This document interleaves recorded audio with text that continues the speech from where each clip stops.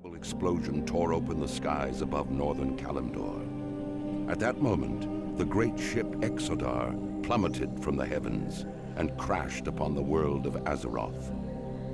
Having fled the ravaged world of Outland, the noble Draenei used the dimension-traveling Exodar to reach safe haven. Inspired by tales of the heroic alliance that stood against the might of the Burning Legion, the Draenei have come to enlist aid in retaking their shattered homeland. Dedicated to preserving life and upholding the tenets of the Holy Light, the Draenei hope to gather a new coalition of warriors to battle the Burning Legion and put a halt to its horrific burning crusade. Armed only with courage and their unshakable faith in the light, the Draenei look forward to finding the Alliance and ushering them towards the destiny that awaits beyond the skies of Azeroth. Now, the fate of two worlds rests in your hands. Hello everyone, Robert Rambles here, and welcome to World of Warcraft The Burning Crusade Classic and day one of our Shaman playthrough. We are going to find out if the Shaman class has what it takes for us to take it into the Wrath of the Lich King. For those of you who are new to the channel, thank you so much for clicking on the video, I really appreciate it. A little bit about me, I have played World of Warcraft for the last 16 or 17 years. And on this channel, I like to aim for what I call immersive chill. So I like to have a relaxing time while we play. To do that and to facilitate that, I've done a couple of different things here. I have our immersion tab. In this tab, we're only going to see pop-ups for skill-ups and item loot and system messages. I've also gone ahead and turned up the ambient sound as well as the music. That'll help us kind of get into things and lose ourselves in the world of Azeroth. And I do tend to read most of the quests. Not all of them, sometimes I'll skim read them or summarize them, but I do tend to read the majority of them. And yeah, I like to have a relaxing time. You know, it's not a stressful game for me. I play it because I love the world. I love the lore. And yeah, I hope you guys are into that. Arcanon Poros. You survived. Never mind my injuries, brother. It's a miracle that any of us are alive. It didn't look like you'd pull through. You've been in suspension for weeks. Something happened and the Exodar crashed. Many have died. But I'm relieved that you are alive. With you leading our efforts, I'm sure we'll get to safety soon. Pronitus asked me to send you to him when you awoke. He's waiting for you at the bottom of the hill. Just follow the path southwest. As far as questing on this character, I plan to do the little introductory bit here. And once we're getting out of this area, I'm actually going to take us over into Elwyn Forest. On this character, I want to quest between Elwyn Forest and Loch Modan. The reason is it's really easy to jump from zone to zone, from Stormwind to Ironforge using the tram. And I like to level in two different areas so we can kind of stay ahead of the leveling curve. I'll spend some time in one area, get a couple levels, then go to the other area. And that really helps you later on in the game when you get ahead of the leveling curve like that. And the human and dwarven areas are areas that I haven't been in a long time, and I've never used Questie in those areas, so I'm looking forward to that. And speaking of Questie, that's the one add-on that we're using mainly for this playthrough. Questie is a questing add-on, and the great thing about Questie is that it shows you information about quests that you can pick up anywhere out in the world. And if you hold shift, it'll give you some more detailed information about those quests. And it helps us find out-of-the-way quests that otherwise you might pass up without ever knowing that they were there.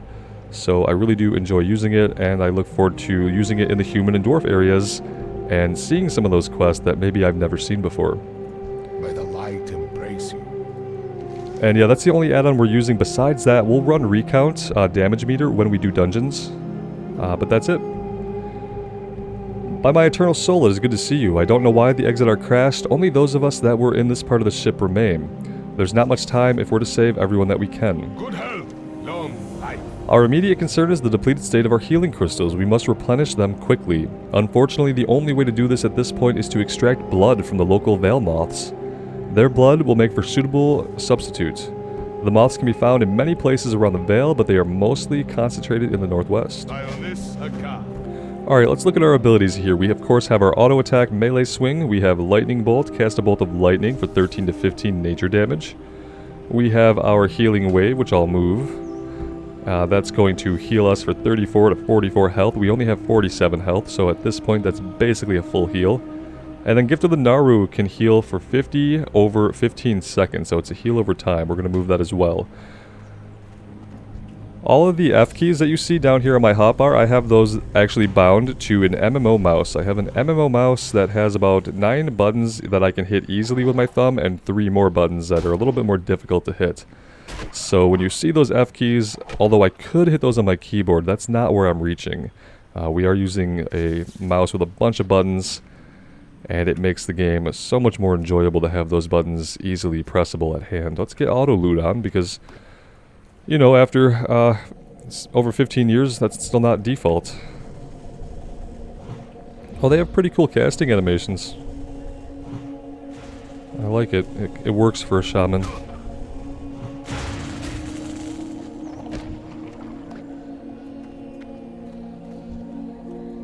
We do have another quest to pick up right over here. We should probably grab that before we head too far out.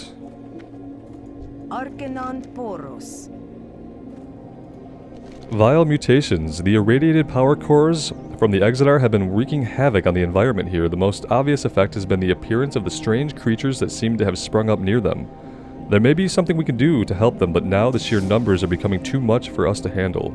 I'd like you to go out and cull their numbers somewhat, and perhaps I'll have another idea after giving it some thought. Seek the path of the light. And that would be these guys here.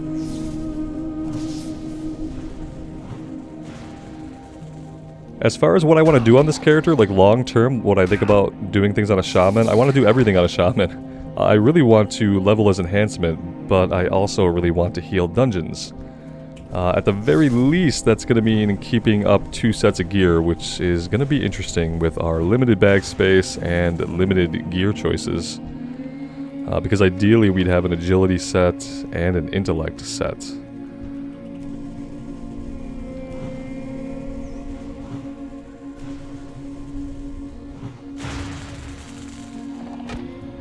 I might spend some time on Wowhead researching some different builds, so that this may be a character that I find a build that I like and I actually kind of stick to it. Whereas a lot of the times I just kind of freewheel my talent choices and do whatever I think is going to be best, but maybe I'll look up an interesting build and see what we can do.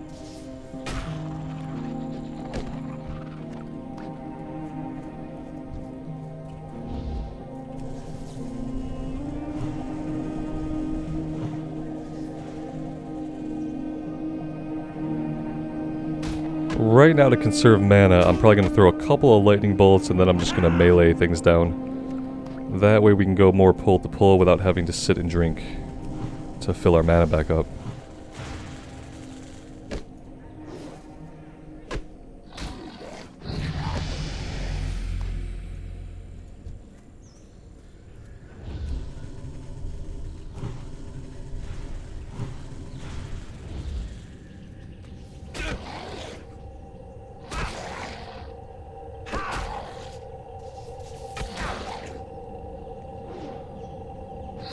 And one of the reasons why I'm drawn to enhancement is I really like to be in melee range when I'm soloing.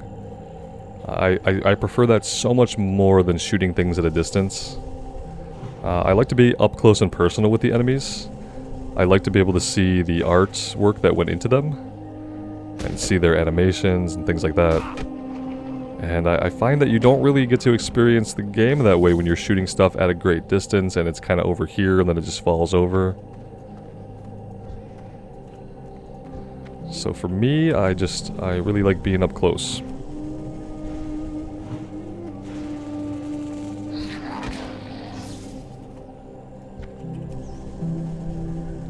You'll notice that I also keep the camera in really tight. Which, you know, back in the day I used to play way out here, like the way you would in a raid. But these days I like to play a little bit closer. It really helps me get immersed a little more into the world and into the environments, and just gives you a different perspective on things.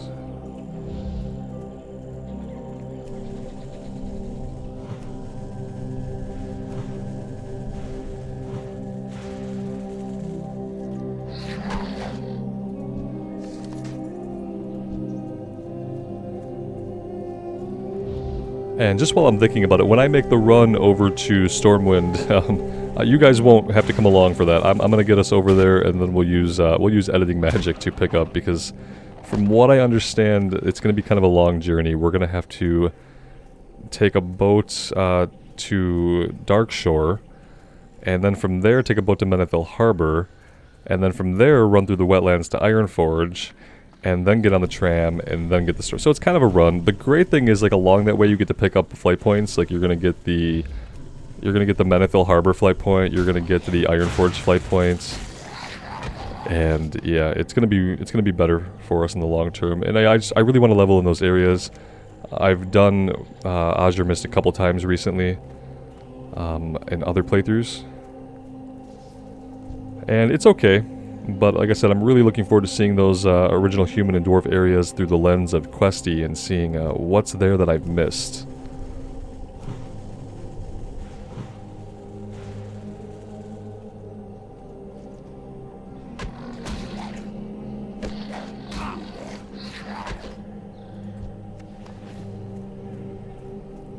Alright, that's everything we need right now. Let's head on back. We have an aggressive mutated lasher here.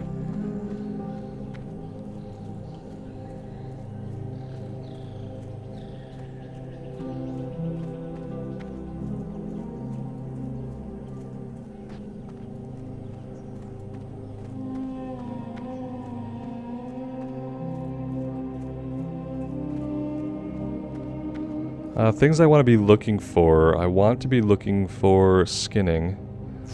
I think we're going to do skinning. I don't know if there's a reason to do much else. Maybe skinning, leatherworking. I think that would help us have 2 different sets of gear, you know, because we're not always going to be able to get a bunch of drops from dungeons to help us out.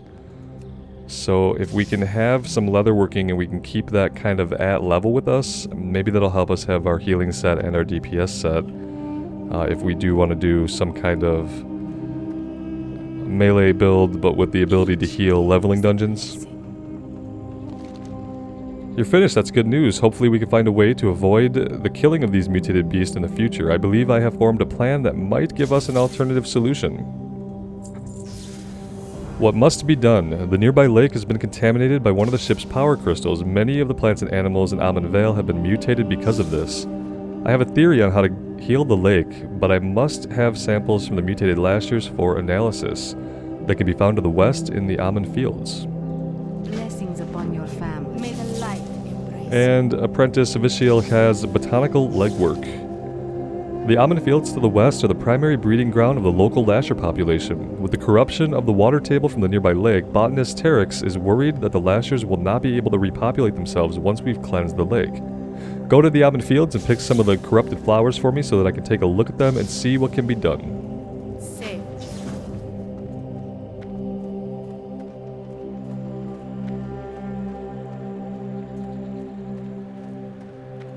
Blessings upon you. Regrettable that those creatures had to die so that we might live. Indiscriminate killing is not the Draenei way. However, the blood you gathered will replenish our healing crystals, so their deaths will not be in vain. We want leather. Let's take the belt. Now that you've gathered all that we need to replenish our healing crystals, I need you to deliver vials to Zaldun, our priest. You'll find him tending to the wounded inside. Favor the road, travel. Okay, let's equip a few things here. We need to get our belt equipped. We could equip this back piece. That's about it. We could equip some cloth boots. It's better than having nothing on. I don't know why we would need boots necessarily, because we are hooved. But maybe they're like little ankle bracelets. We could sell all of our stuff that we don't need.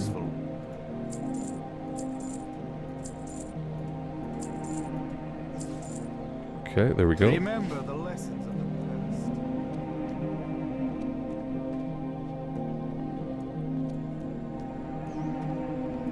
Warm wishes to you.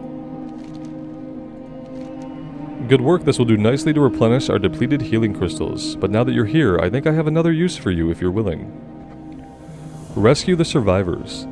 The healing crystals are replenished, but that is not the only way we can help the injured. All Draenei can tap the gift of the Naru to heal. You must use this ability to heal one of the crashed survivors. Be well.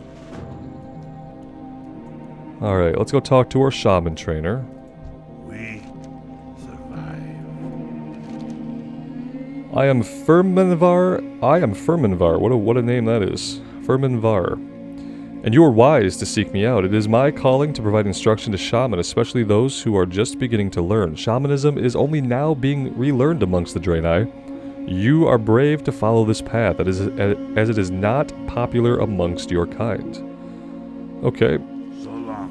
So what do you have for us? Rockbiter weapon? Alright, we can do that. I need to get some more action bars going, I realize. Let's do top, left, and right. And Rockbiter weapon is going to imbue our weapon. This is going to increase its damage for 30 minutes. Okay, that's good. It's not a little 10-minute buff. It's a full 30-minute buff. That way, you know, it's not going to tick off every 10 minutes and I'm going to forget. So I like that a lot. I don't know if that was changed. I feel like in vanilla it was a 10-minute weapon buff. But I'm not 100% sure on that.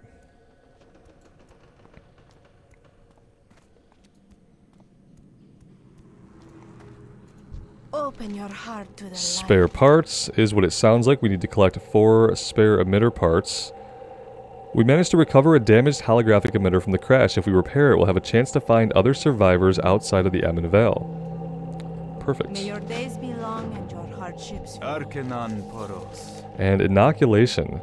Azana needs our help to salvage parts from the Exodar. Terex prepared an inoculum that can be given to the Nestlewood Owlkin that live in the area of a lot of the salvage. Just get close to the unaffected ones and use the crystal on them. Unfortunately, you'll have to kill the others. You'll find the Owlkin at the Nestlewood Thickets to the southeast. May your days be long. Alright, we have a lot of stuff going on. I think the first things we're going to do is going to be right over here to the west. Let's head that way. We do have a server shutdown coming up, a little bit of maintenance, so let's do some editing magic and we'll get right back in after the servers are back up. Here's our Draenei survivor. Let's go ahead and use Gift of the Naru on him. There we go. There's our good deed for the day. We need to take on these mutated root lashers. They're going to have the lasher samples that we need.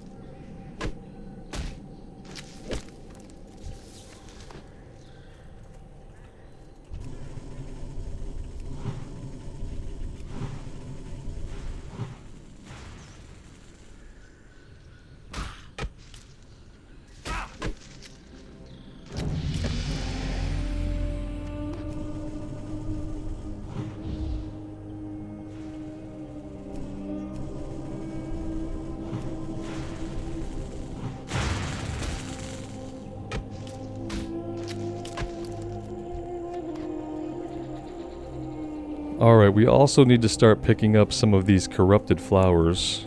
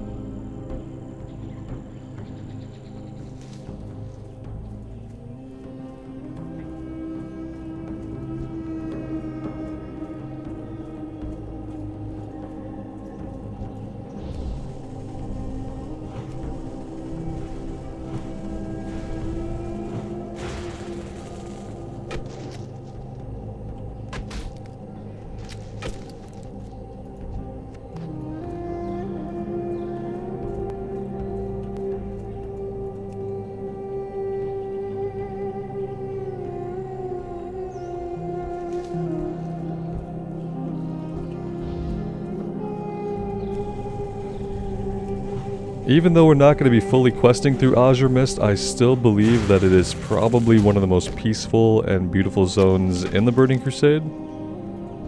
And that's taking into account its art style, its atmospheric effects, and the music, which I think is really amazing.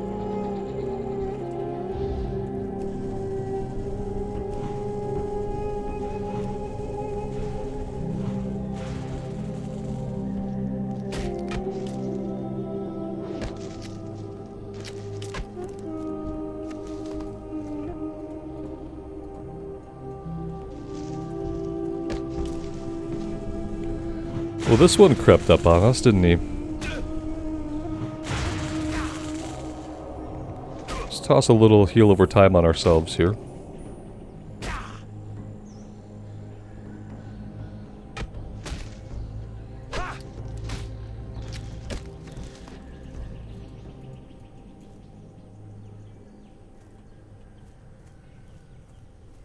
Oh, we have all the items off the ground, that's why we can't click on them anymore.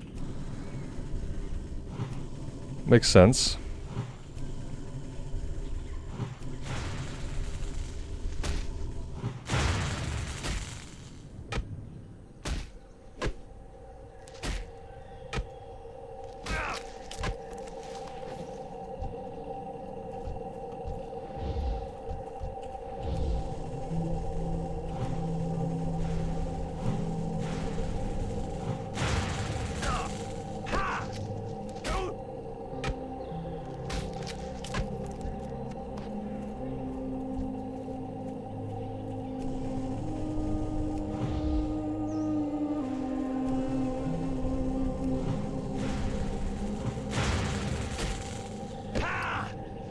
So far we've been really mana efficient. We've been able to cast like 2 to 3 lightning bolts and we haven't really had the drink yet. How long that will keep up, I'm not sure.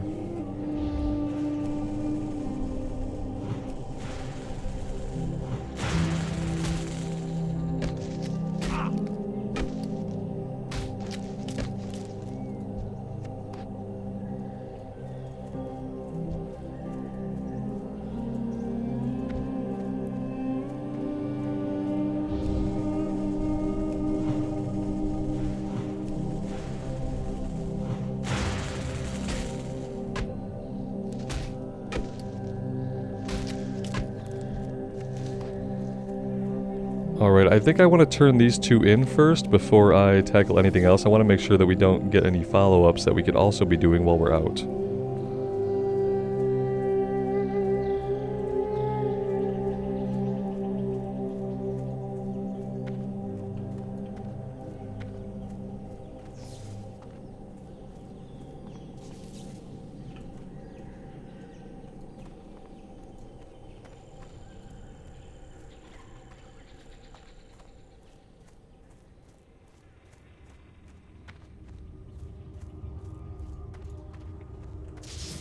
Greetings, friend. These will do, thank you, Shaman. While you were out, I managed to gather some equipment together to make an analysis of the samples. This should only take a moment. Thank goodness, I think this will work. I have an agent for you to spread at the Silver Line Lake to the south. It will neutralize the effects of the irradiated ship's power crystal that fell there. Swim out and scatter the neutralizing agent near it. Don't worry, you won't be exposed long enough to become irradiated. Be kind. I wasn't worried about it till you misfortune. said something about it. Blessings upon you. These look like fine specimens. Thank you for performing the field work. Once I can find the time to analyze these, I should be able to tell what it will take to restore the fields. Favor the road, travel my Apparently she never figures it out. We'll give her a second here and see if she has a follow-up. She's rubbing those bottles together. I don't really know what's going to happen as a result of that. Apparently nothing? No, I don't think she has a follow-up. I mean, I don't think she knows alchemy either, but... that is just my opinion.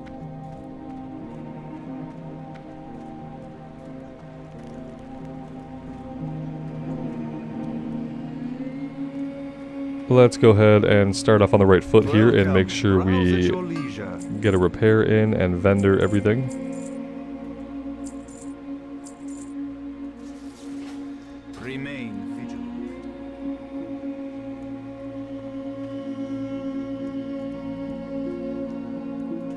Naru have not forgotten us. The light be praised, you've done what only a true hero could have done. The Draenei you saved owe their continued life to your selflessness. You could take this small pouch. Remember the lessons of I the would love a past. small pouch, thank you. And our Shaman trainer has a quest that's probably going to be for the Earth Totem. Call of the Earth, the time has come. You have grown to the point where you are ready to commune directly with the elemental spirit of this world, but be warned. I can sense that the manner of our entry into the world, and its unfortunate side effects, have angered the Earth spirits and caused an imbalance of the elements. If you were to create your Earth Totem, you must first speak with the Spirit of the Vale. You will find it in the sacred grove nestled in the hills to the northwest. Luck to you.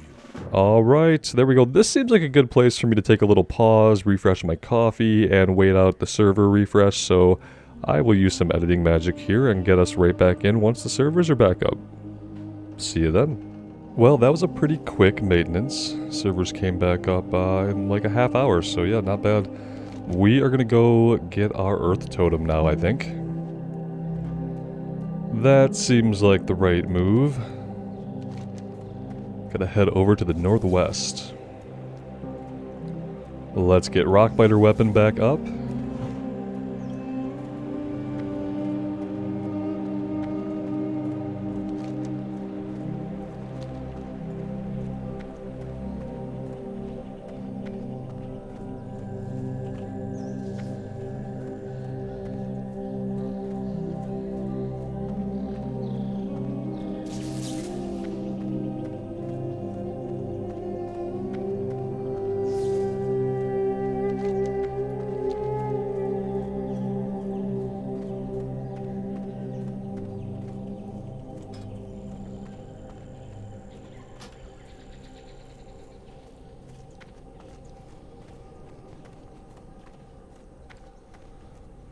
I'm always really shocked when the servers come back up earlier than their posted times. I think most people usually expect the servers to be down a little bit longer than what Blizzard says they will be.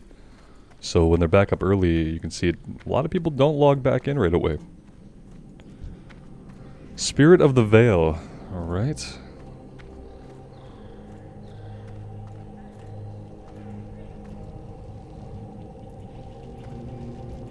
We need to be so close to interact with him. That's really weird. We're like right inside of him. You were bold to seek my wisdom after what your people have done to these islands, stranger. Still, there is much to be said for your bravery, so I will impart to you some knowledge. The earth beneath your feet forms the very foundation for all things. The sky, the waters, even the great fire all rest upon its shoulders. While those others often form chaotic tempests, the earth abides. It grants strength and fortitude to the core of your being. The balance of the elements has been disrupted by the violent intrusion of the Draenei to the Vale. Your crash has caused the spirits of the earth to be enraged and turn upon the other elements who have come to quell them. You will learn that an understanding of the elements can only come when all are in harmony. Thus it falls to you to seek a balance. Behind me in the grove you will find the restless spirits of the earth warring upon the other three elements. Help restore the balance. So go kill some elementals. Here's hoping they're not immune to earth shock. They would have been for sure in vanilla. They're not. Great. That's helpful. Yeah, if this were vanilla, they probably would have been immune to that. Which makes life a lot harder.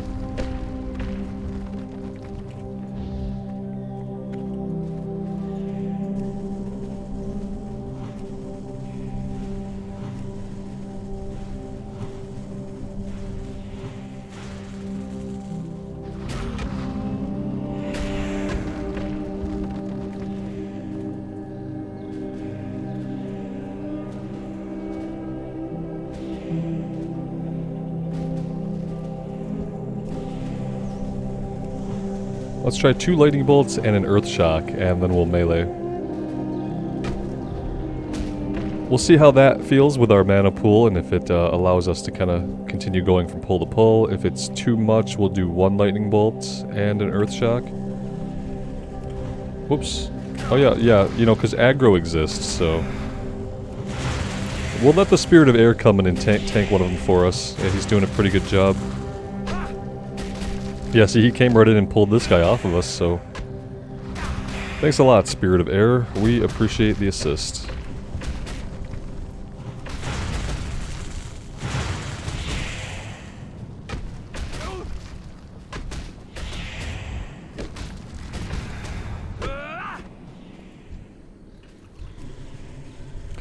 You know what? We ought to heal. Let's get that going on us.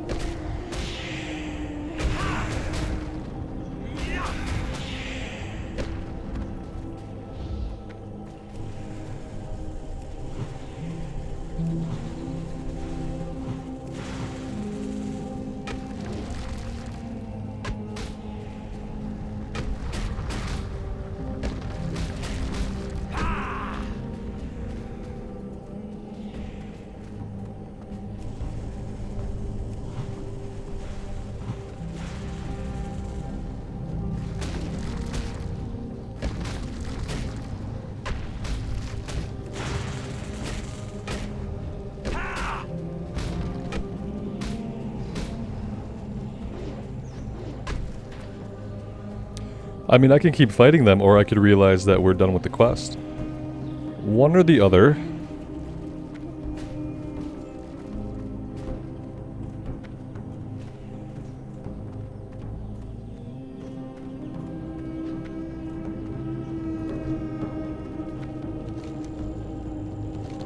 You've done well. By thinning out the restless spirits, you have helped to heal the imbalance between the elements, which your people inadvertently caused. Throughout your journey as a shaman, you must keep this in mind when calling upon our power. The balance must be preserved. I will now give you a piece of my physical being that you may create your earth totem. Return it to he who sent you here. You and I will be bound together for all time. Throughout your life, the forces of earth will be at your disposal. The balance will come to you when your bones return to us at the end of your days. Alright.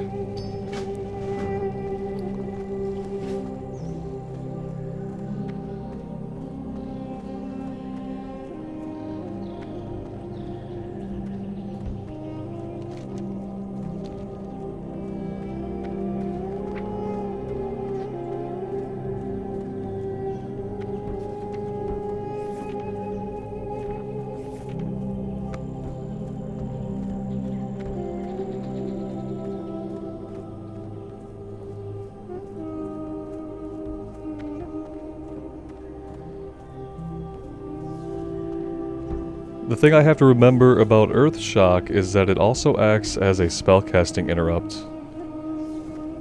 And then it prevents anything in that school from being cast again for 2 seconds. That'll be helpful when we come up against enemies that want to heal themselves. But only if it's off cooldown, and it does have a 6-second cooldown.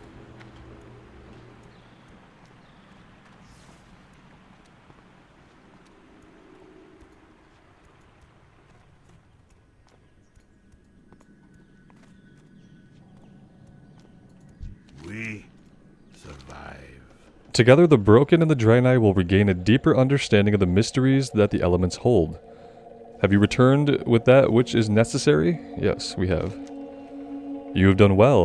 In helping to restore the balance of the elements at the Grove, you have also created a balance between the earth element of this world and the Draenei. Perhaps this will help bring understanding to those amongst us who do not approve of our ways. I will create for you a totem through which you will be able to call on the power of the earth to do your bidding. And with time, more of the mysteries of Earth will be revealed to you. Peace for you. Alright, we got our stone skin totem. We're gonna put that here for now. And, well, let's put it over here. I'm probably not gonna be dropping the totem every single pull. We'll kind of feel it out. Okay, so all of that stuff is done, which just leaves the southern quest to do. We need to inoculate the owlkin, and we need to find spare parts. We also need to go to the lake and disperse the neutralizing agents. Do we have inventory issues? No, we haven't really picked up anything. We didn't get to loot any of the elementals, so that will help keep your inventory space empty when you are not actually able to loot things.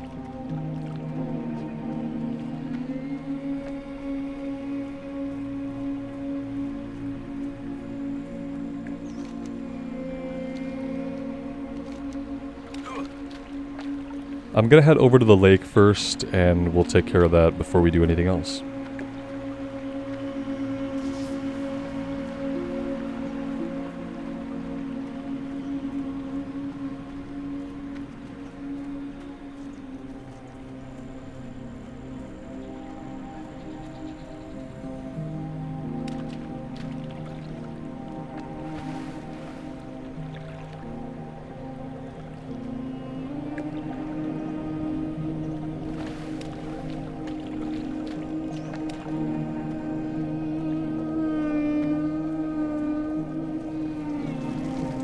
Alright, so back here, we're primarily looking for guys like this that are not affected. And it's... well, how close do we have to be exactly?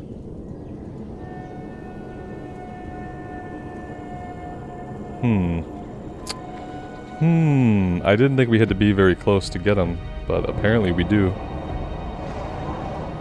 There we go.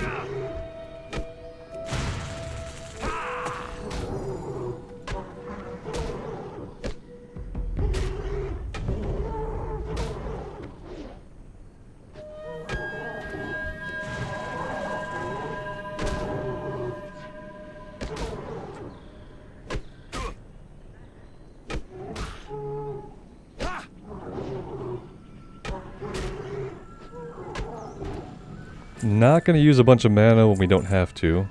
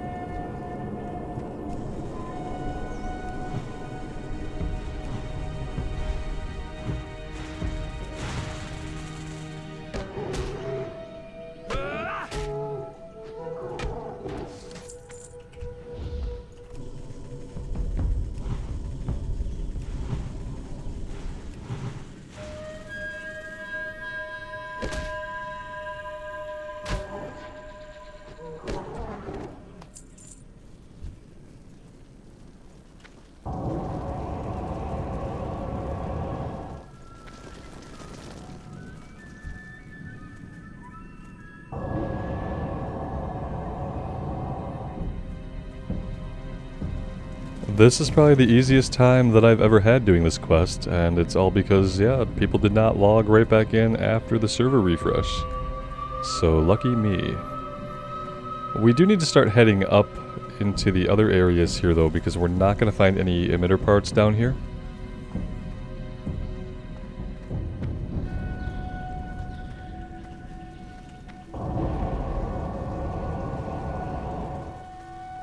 And there we go, 6 out of 6 inoculated. Now it's all about the emitter parts.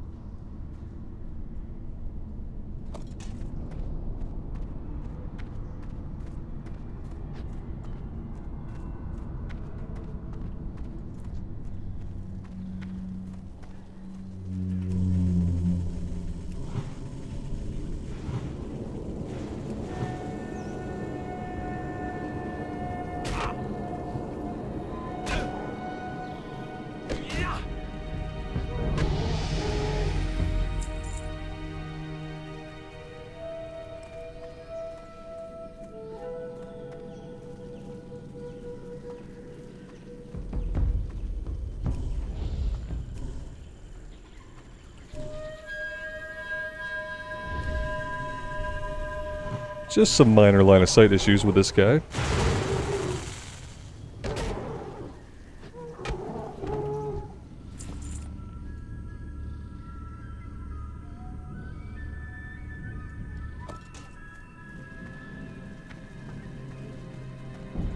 And I bet we can grab this one without even aggroing. Yep.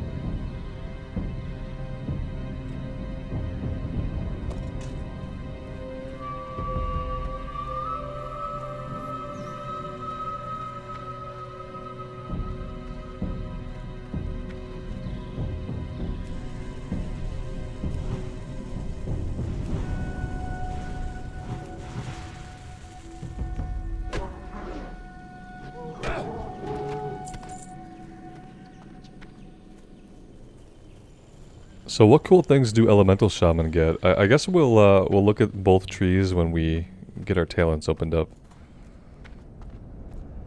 But yeah, the more and more that I kind of look at stuff, I looked at some comments and I looked at some information on the internets, and it seems like it's going to be pretty hard to go enhancement and still heal, even leveling dungeons, but we'll take a look.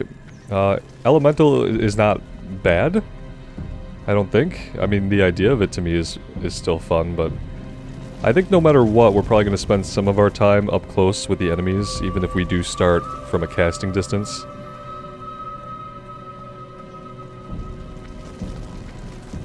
What else do we need?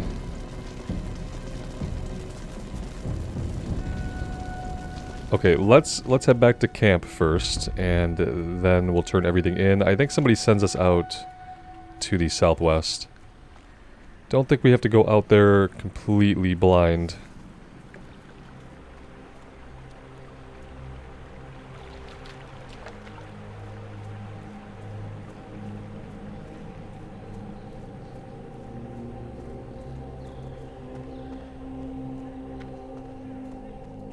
The Legion's end draws near. With many of the Owlkin now inoculated, we can focus on getting out of here and not have to worry about wiping out the Owlkin population of the area. Yeah, we wouldn't want to just wipe them out.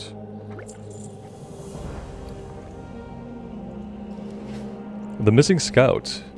We now have several separate confirmations of unusual activity up on the Shadow Ridge. This is disturbing. We thought that the scouting missions already undertaken had been thorough. One of my scouts hasn't reported back yet. Shaman, I need you to head southwest to the other side of Silverline Lake and find Tolan. See what has delayed him. Do not lose faith. Blessings upon you. Here's the spare parts. Let me take a look at those. Yes, I think that these will do nicely. Good job. The emitter is rather complex, so it may take some time to finish repairs. I'll let you know when it's ready. Take the leather legs. Slap those bad boys on. Looks like a pair of shorts to me. I thought she did fix the emitter. Greetings, friend. Maybe it literally does take a minute. Kind to those less fortunate. Okay, we'll come back to you. We'll come check on you in a second. Pretty sure she eventually gives us a follow-up. Pretty sure, unless something weird happened with the quest.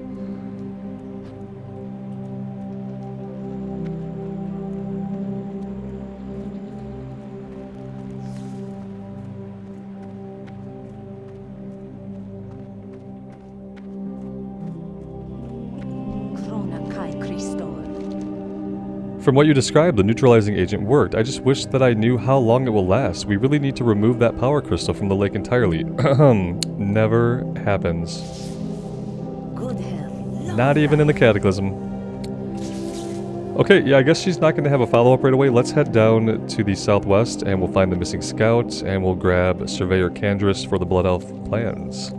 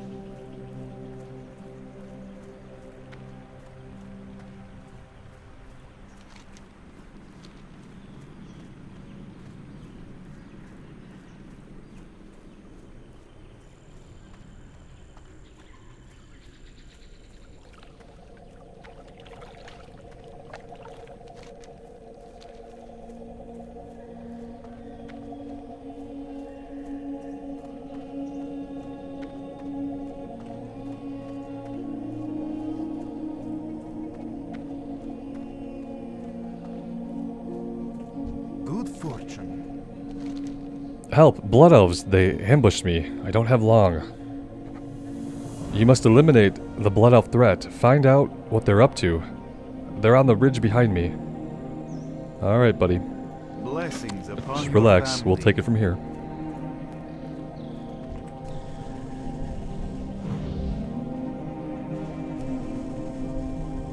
Ooh, social aggro. Fun times. Let's throw down our totem of stone skin.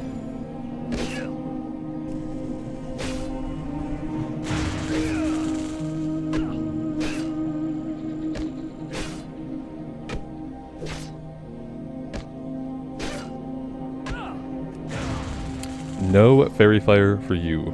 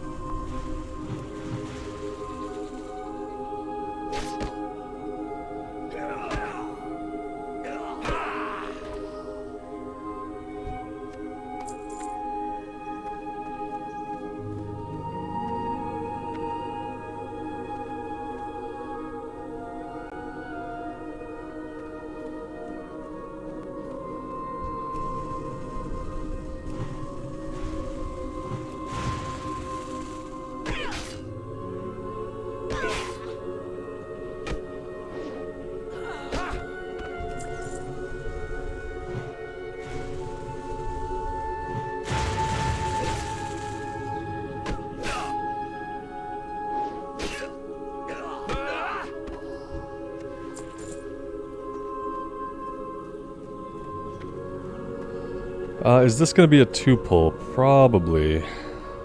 Should be okay. Even if we have to melee one of these guys down, just melee, I think we're going to be fine. We have Gift of the Naro we can cast on ourselves for some heal over time action. No fireballing though. That's very, very rude.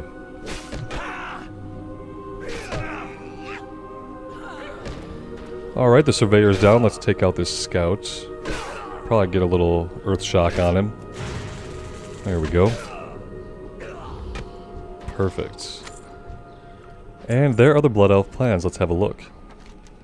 These plans seem important. You should take them to Vindicator Aldar at the crash sites. Pretty straightforward. We'll make our way back down and we'll take out the last few guys we need on the way.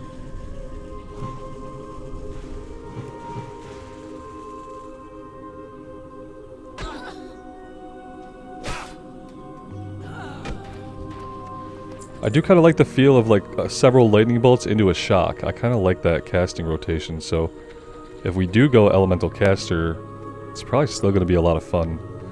Elemental Caster might be as close as I get to ever playing a mage, so in a way it could be good to go that route. Because yeah, we're probably never going to play a mage. Unless mage changes drastically in Wrath of the Lich King, I'd have to look at it.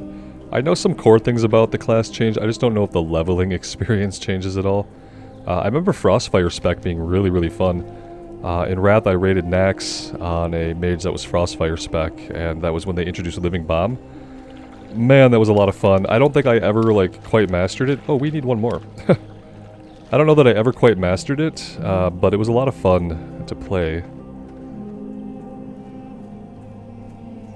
It was one of the few times in my life when I like sat at the target dummy and actually like tried to improve my rotation and felt like I had some control over like the output of my numbers.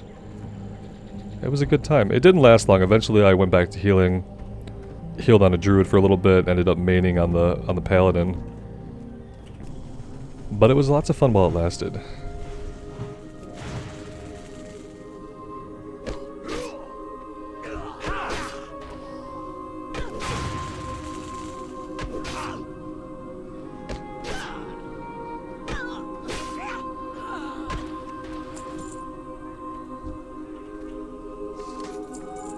Oh, we didn't aggro him.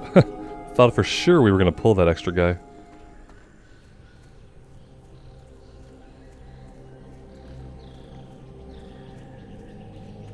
Arcanon Poros. These Blood Elves mean to kill us all. How are we to divert them from this course? By killing them all, I think is the way it works in World of Warcraft. We're not going to sit down and talk to them about it. That's what we're not going to do. Have I been equipping everything that I need to? Not really. That's better. I have a plan. We must kill their leader. Without their master, perhaps they will retreat to regroup. We just need to buy a little time until the repairs are completed. Then Vindicator Eldar must know of this. Kill the Surveyor. Oh, we just killed the Surveyor. We've already killed her. So ideally you would do the kill quest, turn that in, then go grab her and her item. Because now we gotta fight our way back up. Not a big deal. The class is fun to play. It's relatively easy to take these guys out. Haven't even had to drink yet, so that's good. We'll see how long we can keep that going.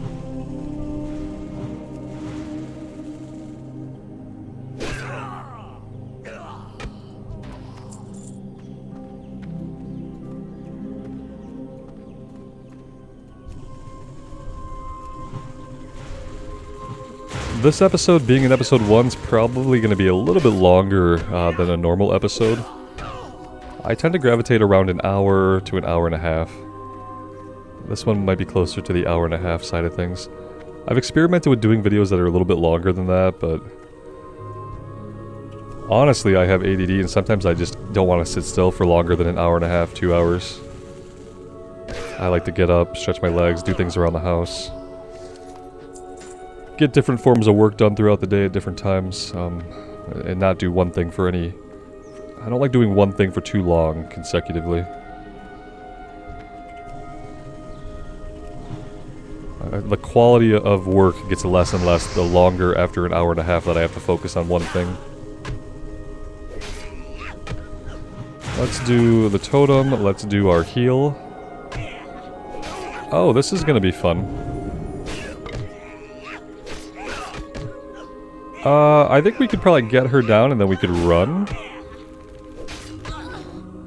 That being said, they aren't doing a lot of damage to us.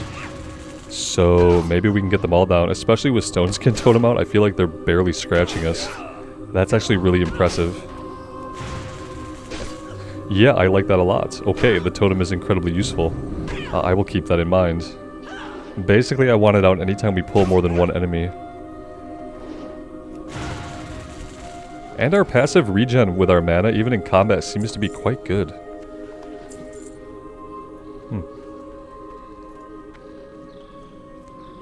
Okay, there we go. Now we can head back. I think we could probably hearth back.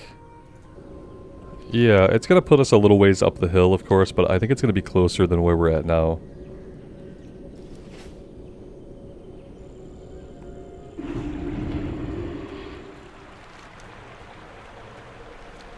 Well, I mean, yeah, it would put us a little bit closer. I'm pretty sure we're going to be wrapped up here really quickly, like maybe even in a moment after this turn-in. And then I'm going to take the long journey to get us out into Elwyn Forest. We're going to start in Elwyn, and we'll be jumping between Elwyn and Loch Modan. So that should be really fun. Like I said before, I'm really interested to see those areas now that we're using Questie. And we can make sure that we actually get to do all the quests.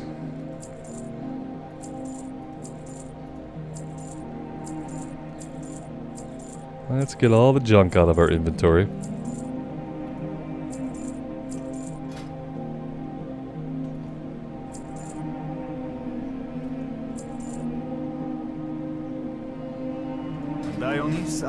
You know what we really could use? I'm gonna spend some money on a shield here. I think that's only, like, that's the responsible thing to do, is just to buy a decent shield. Remember the lessons of the past.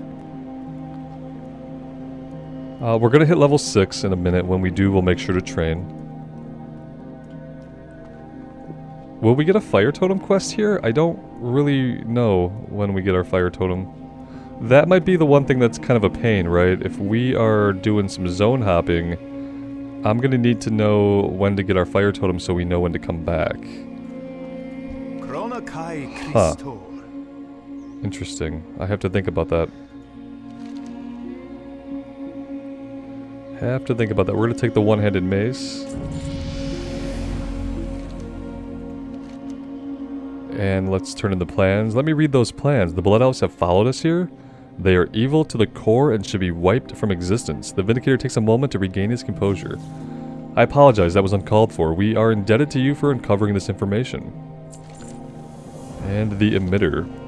While you were out investigating Shadow Ridge, Zana here has been going on about the holographic emitter. You might want to speak with her. Remain vigilant. There we go. Open your heart to the light. I got it. I think I managed to fix the emitter. Here, I'll just activate this last crystal and that should do it. Take a look at the emitter.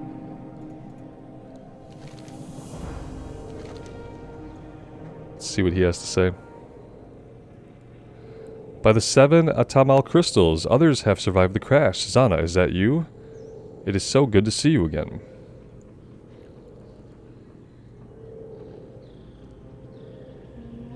And then? And who do we have here? No doubt this communication possible. I give you greetings from Azure Watch.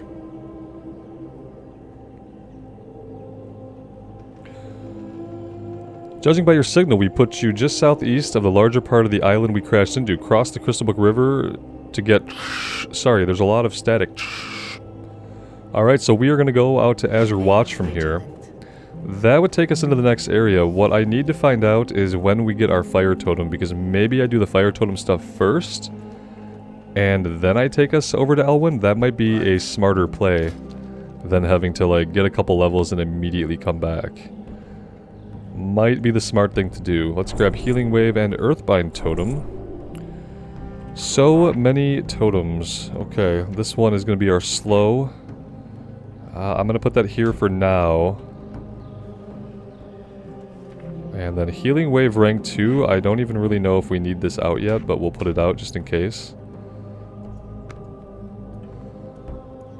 Alright, and yeah, that's gonna be it for here. We need to now head out to Azure Watch. I guess that would probably be at level 10, right? Are they gonna make us wait till level 10 to get our totem? Probably. So yeah, that changes our plans a little bit. Because yeah, what I don't want is I don't want to take us all the way over to Elwyn and be questing over there and then have to do the travel right back here in a few levels. Yeah, that's only 4 levels. So, new plan. We stay here till we get our fire totem. Which is fine. That should be relatively quick. And then we don't get our water totem until what, level 20? So that'll be fun.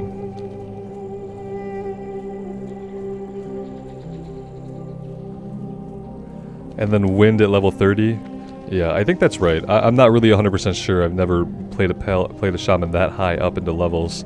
But I'm pretty sure we get water totem at 20 and wind totem at 30. And by then traveling around should be a little bit easier. Somebody mentioned something really useful in a random group I was in. They said you should set your Hearthstone to Shatrath. And then from Shatrath you could portal to any of the major cities. And then, yeah, obviously sometimes you'd have to do a little bit of flying to get where you actually need to go.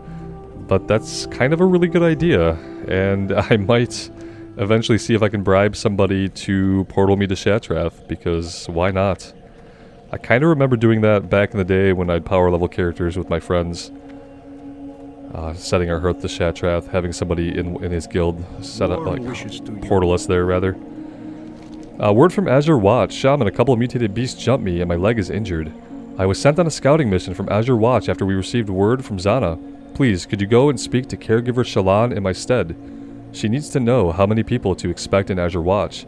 Just cross Crystalbook River here and continue following the road until you get to Azure Watch. Be well. Alright.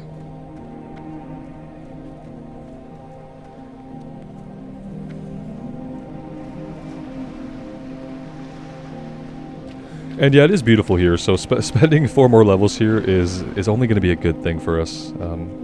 That'll put us a little bit ahead of Elwyn. We'll be a little bit ahead of things. And we'll have to be careful to get over into Loch Modan before before things go. Not Loch Modan. I keep saying Loch Modan, but I think it's, oh, maybe it is. It's where Karanos is at, right? Is that Dunmorrow? I think it's Dunmorrow. We'll see. I'm not very familiar with the dwarf areas. We actually just started a Dwarf Hunter, a channel membership exclusive series, and I'm playing in those areas for kind of the first time. I spent a few hours there back in Vanilla Classic, but yeah, I'm not familiar with the dwarf areas really at all. Red snappers. Use the Draenei fishing net to catch 10 red snappers. Okay, we need some food for the survivors and supplying Azure Watch. That makes sense. We can help out with that.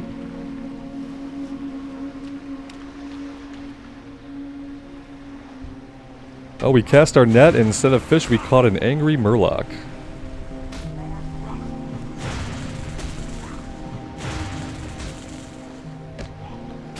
Need to refresh Rockbiter weapon.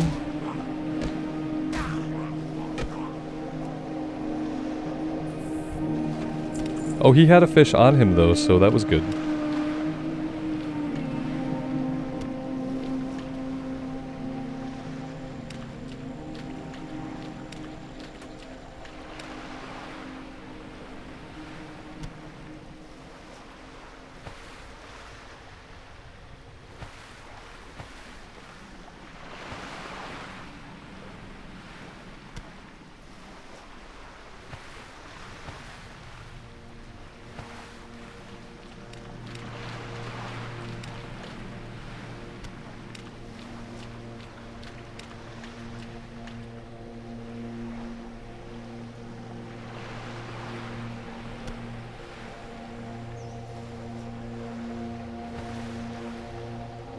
Don't really want to go too far, but we'll grab this one and then the one to our left.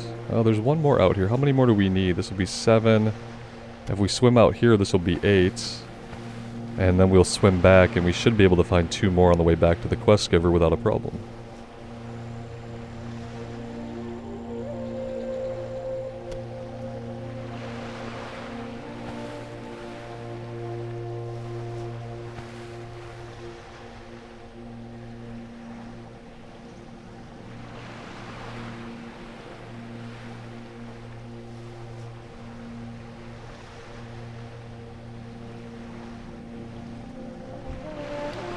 Another angry murloc. Is there any other kind of murloc? Is there like a happy murloc or a contented murloc? Because I've never seen one.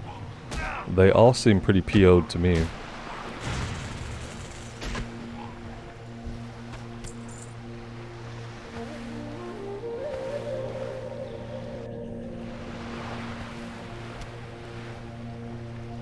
And there we go, that one's completed.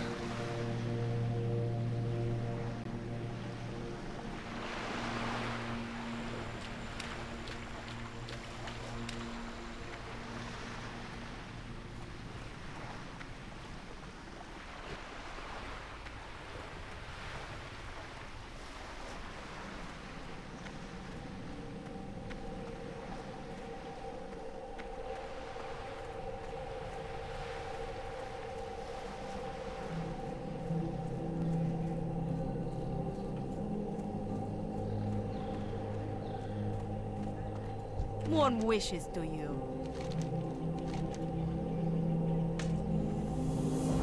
Favor the road. I am going to go ahead and turn around and sell that stuff. Not really planning to work on fishing. It's one of those things that I'd like to do, but I never make the time for it. And I've kind of learned that about myself. I've attempted at fishing and cooking a couple of times. I'm putting attempted in air quotes, because the amount of effort that I actually put into it is questionable, but it's never worked out. I'm not going to delude myself into thinking that I'm going to do a lot of fishing on this character either. We'll just save the inventory space and be done with it.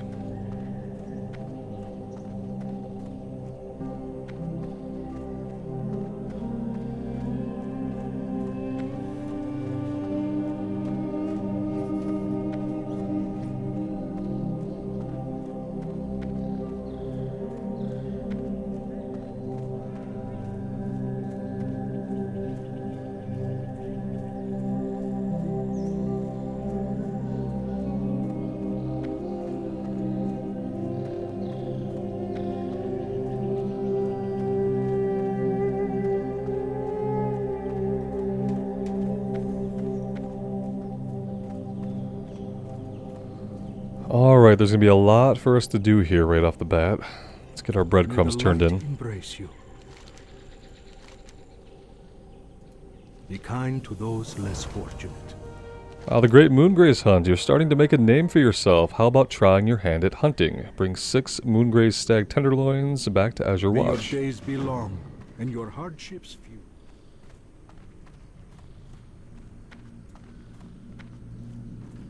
We have an injured night elf over here. May the light embrace you. Medicinal purpose. I have found that lashers milling about on the island hold restorative medicinal properties in their veins. Through proper treatment, the vines can be broken down into a powerful healing ointment. Unfortunately, with so many injured Draenei passing through Azure Watch, we are always in short supply. Our delicate guest was found injured and unconscious by the Crystal Brook only yesterday. If you bring me vines, we may be able to save her. May your days be long and your hardships few. Alright.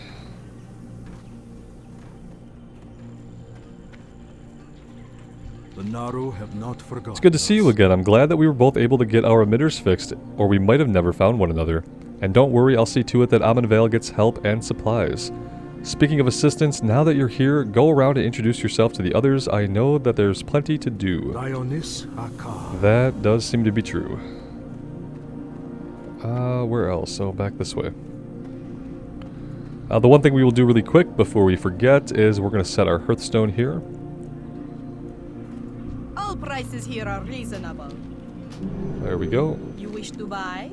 Trade? We'll take the water. Dionysaka.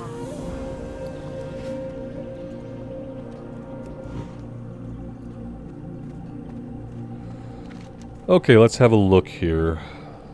Moongraze Stags, we can get to the south. The Lashers, we can also get to the south. Let's head here to the southwest a little ways, and we should be able to get Lashers and Moongraze Stags at the same time. Once we finish those, that'll open up some more options for us.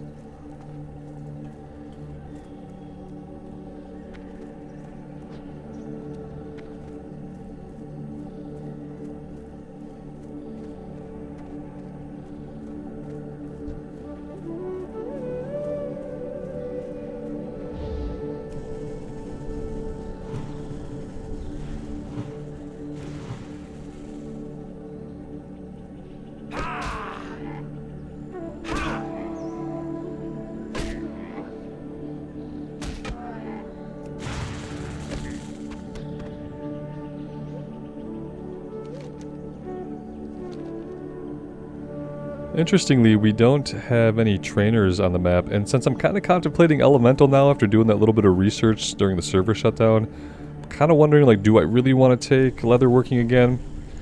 Maybe we can go, like, off the beaten path. Maybe we could do, like, jewel crafting and mining. That would let us make things like rings and necklaces, I think, as we level up, so it would allow us to make some gear for ourselves, especially in slots that, you know, oftentimes I'll go a long time without equipping a neck or a ring. And if we can make some stuff for ourselves early on, I feel like that would help. Might be able to sell some of it on the auction house, but I wouldn't be too optimistic about that. And then, of course, jewel crafting will definitely have big payoffs much later. So I'm thinking, like, in Outland, once gear has gem slots. In Wrath, for sure, we're gonna want some access to jewel crafting. So maybe we'll do that. That's not a profession that I've really trained up a lot. And I've been doing skinning on basically every character I've played recently. And it would be interesting to not have to skin everything. So maybe we'll do mining jewel crafting.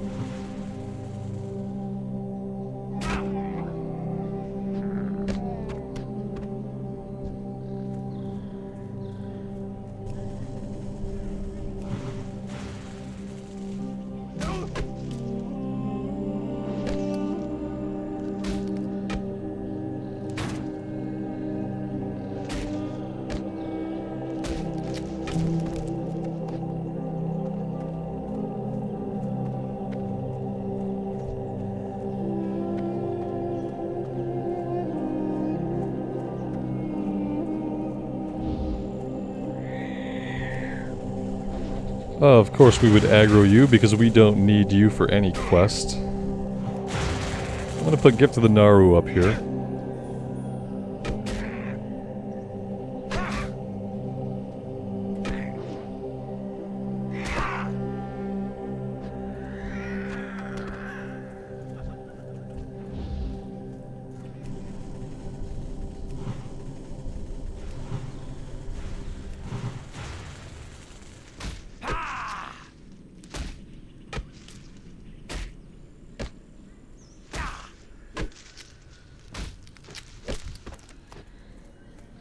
Yeah, the Lashers don't really want to drop any of their items, do they? We only have 1 out of 8. This is a pretty bad drop rate.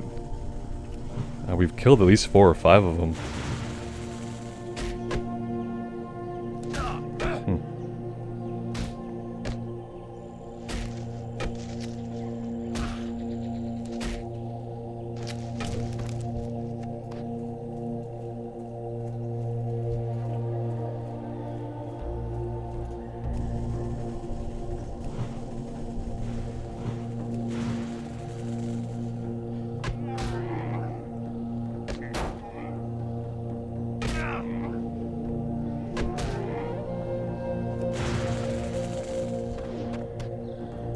Well, we're done with the Moongrave Stags. Now we just need to hunt down the Root Trappers.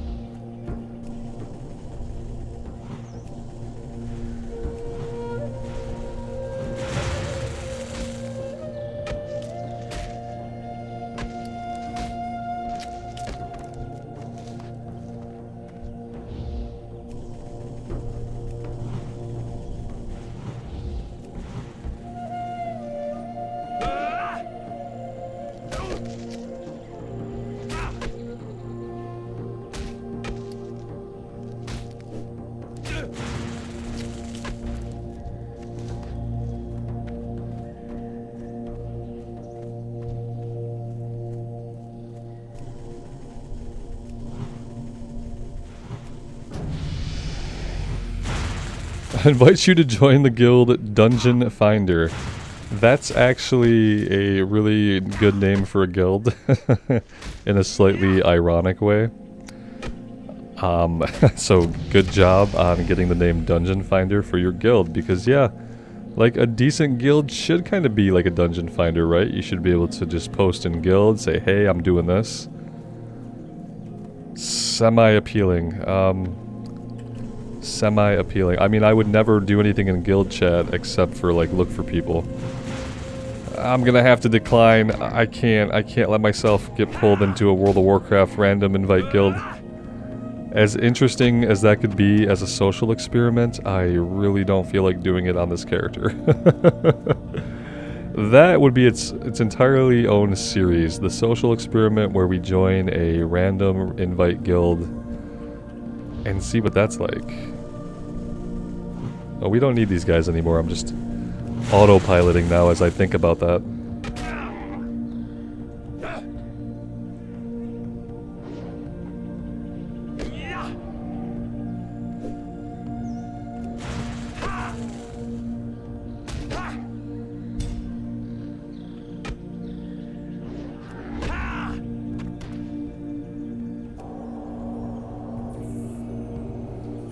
Okay, let's open our eyes here and start looking for more root lashers.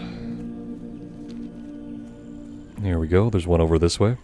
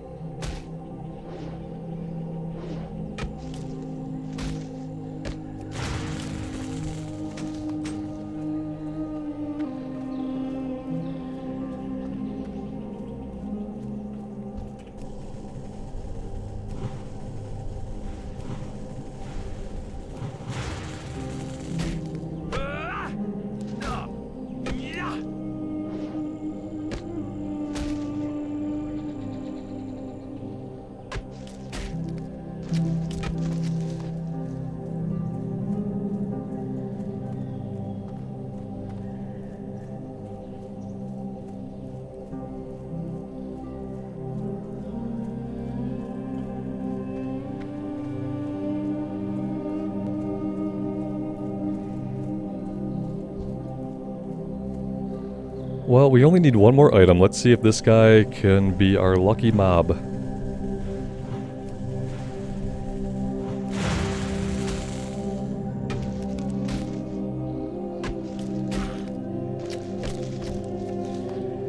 Hey, there we go. Perfect, perfect. Okay, let's head back and get these turned in.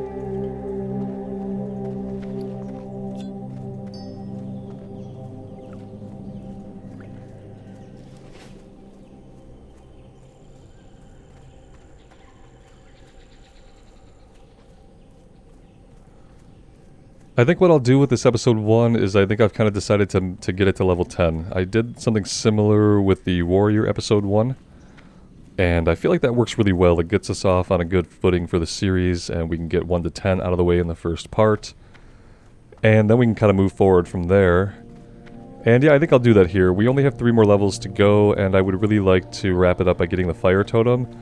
And then after that, off recording, I can travel us over to Elwyn and get all the flight points for Ironforge and Menethil Harbor and stuff like that.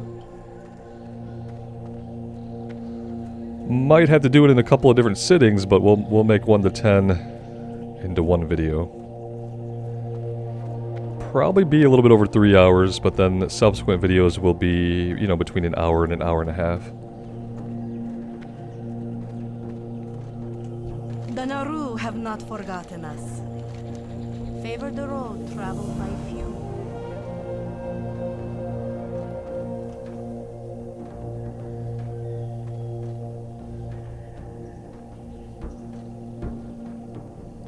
It appears the ointment is ineffective. Such a pity. Alright, so what next? Oh, and speaking of which, we should probably go ahead and take advantage of her and train first aid. That would be smart.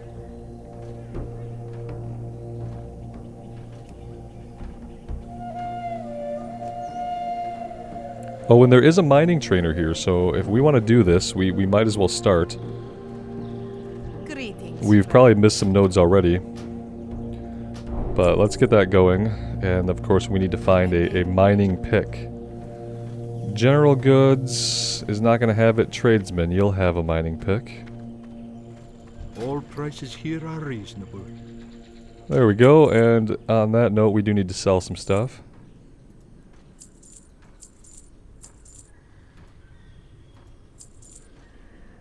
Perfect. Okay. Remember the lessons of the past. Each day is a blessing.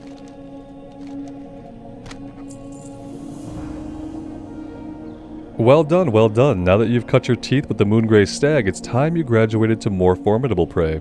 Do not allow the casual disinterest of the Moongrey's bucks to fool you. When provoked, they are a fearsome foe. Safe journey.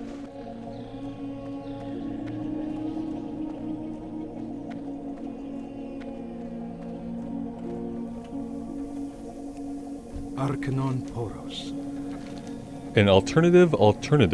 The girl is too far gone for mere ointments to be effective. There may be another way. The forest of Azurmis holds many secrets, one of those being a rare plant known as the Azure Snapdragon that some claim to be a panacea, a cure-all. You can identify the plant by its stark contrast to the other plants. Be well. Alright, we can look for that. And I think we have everything. Let's run out here to the northwest. I think if we fight one of the panthers in the area, it'll drop an item that begins a quest. So as we venture out here, we're going to keep our eyes open for any of the black forest stalkers, or panthers, or whatever they happen to be called.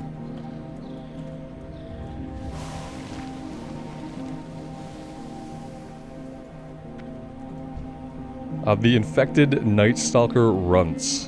Yep.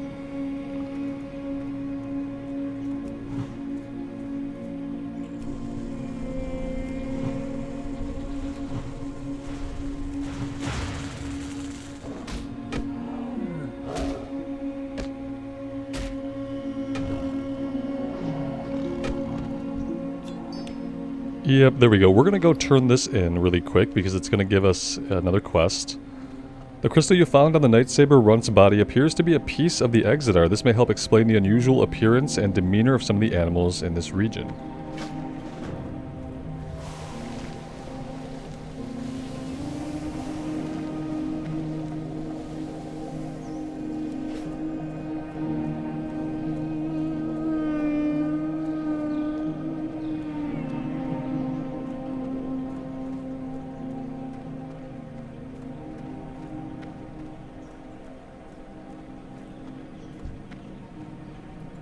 the Legion will fall. How did such a thing end up in the stomach of a Night Stalker? Could the debris from the crash have contaminated more beasts? I'm not going to make any excuses for what you found. This is clearly our fault. We had gotten reports of crushed crystal fragments showing up in the river to the east, but chose to ignore the implications. Now we can either sit around on this island and cry about the tragedy that has befallen this land, or we can do something about it and prevent it from spreading. We need to take out 8 of the infected runts and cull the population a little bit.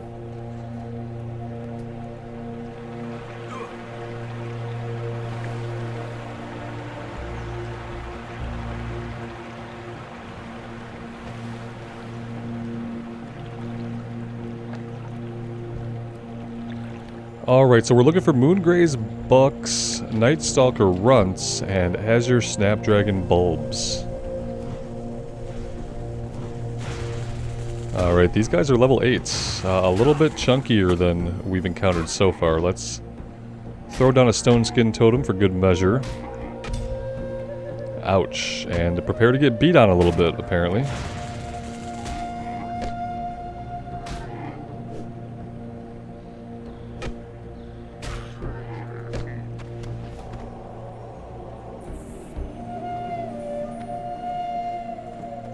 I do need to track minerals. I don't know how many that we're actually going to find, but keep our eyes open.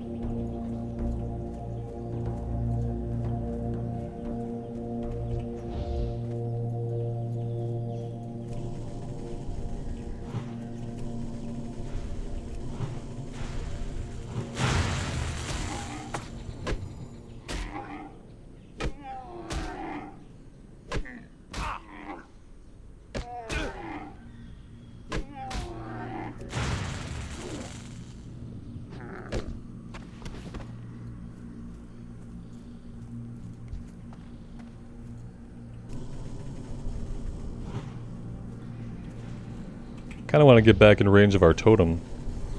There we go.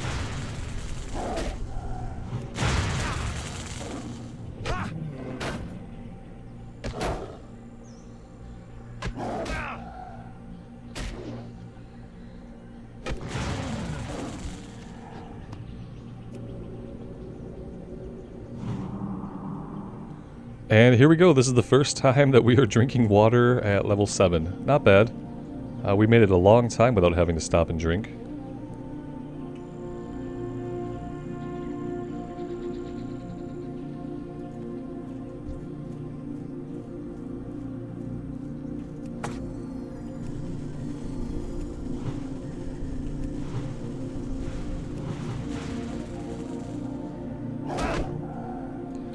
I see this Timber Strider here and I don't really want to fight it. I'm going to back up a little bit. Let it pass us by.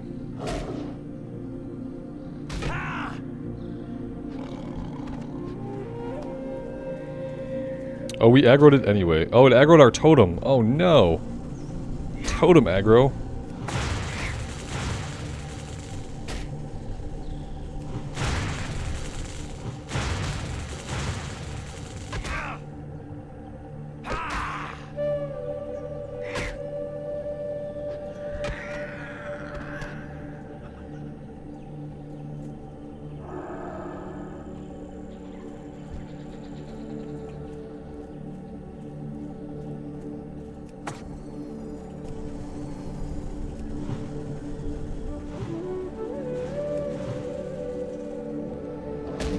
Pretty sure at level 8 we're gonna learn the next rank of a lightning bolt. Pretty sure that has to happen soon.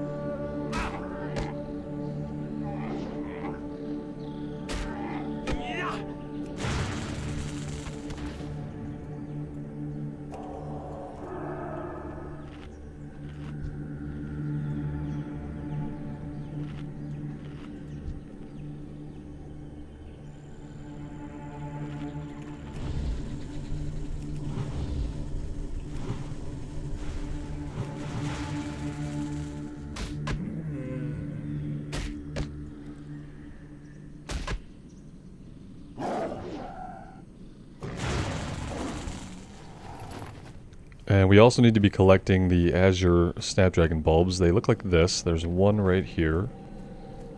And we only need 5 of those. But they are hard to see, and they don't seem like they're very numerous.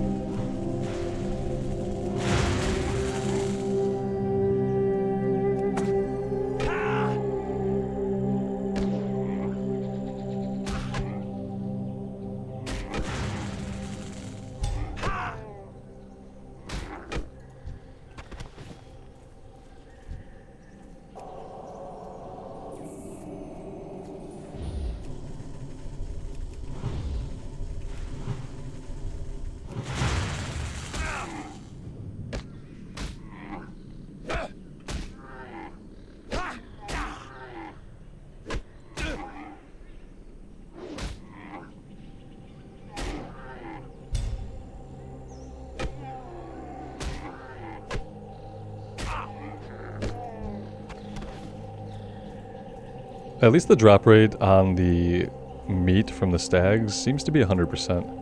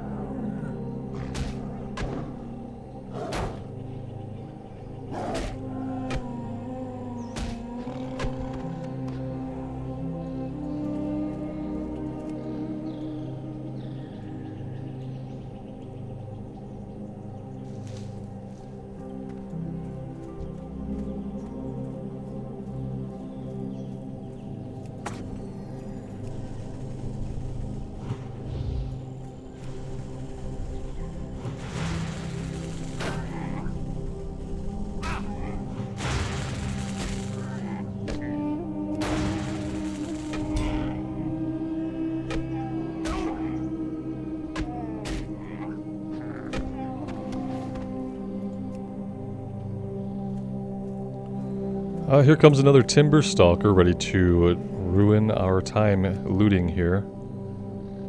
Maybe if we hide on the other side of the tree, it won't see us. Seemed to work.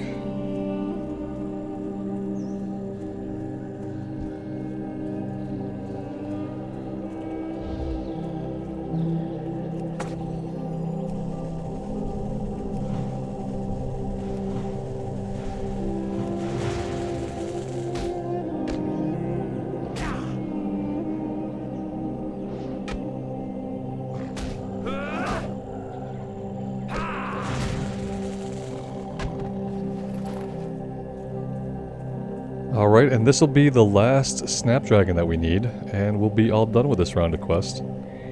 Oh, hi, of course. Of course. Oh, good. Perfect, perfect.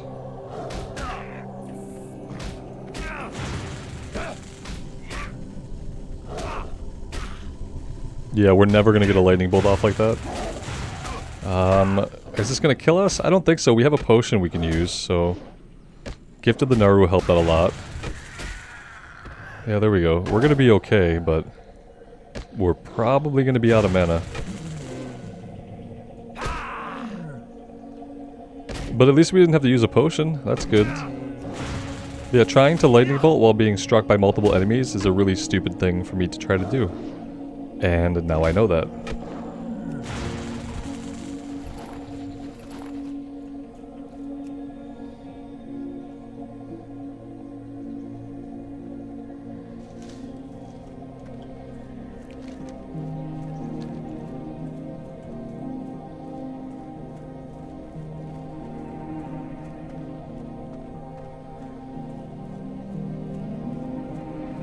I would love to see one mining node just to be convinced that they exist here. Just one little node of copper. I'm not picky.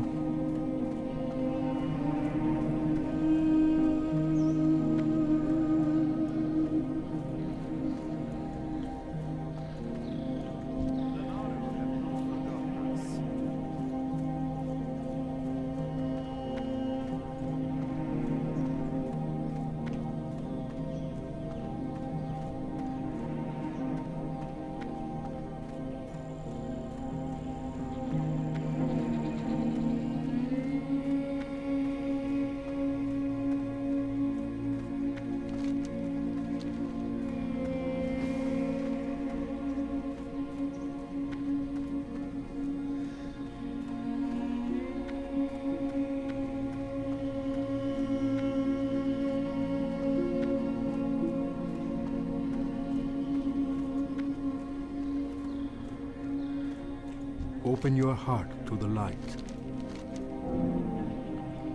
We'll take the leather. That's a armor upgrade for us. Safe journey.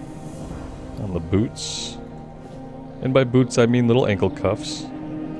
Little ankle warmers, because everyone wants warm ankles.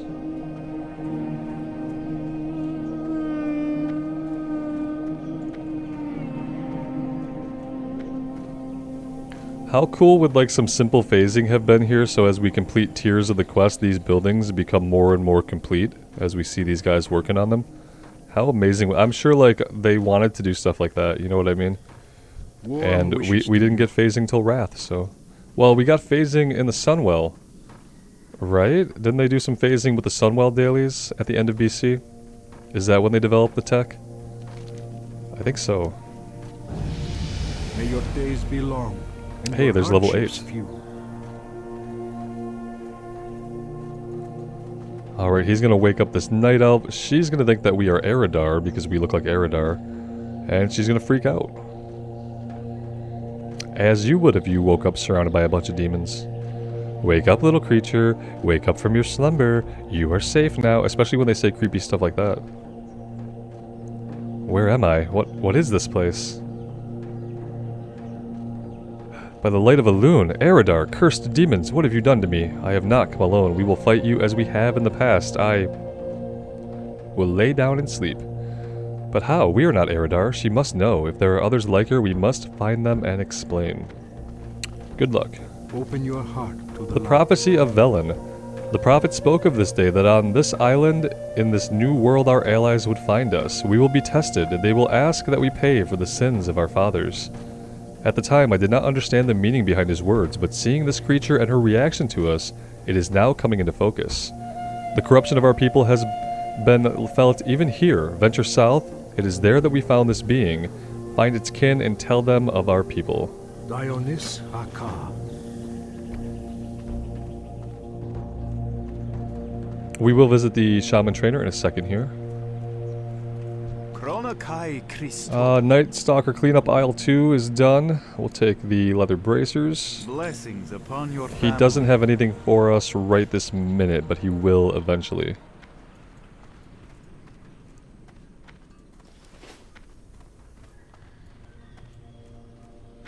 May the light embrace you.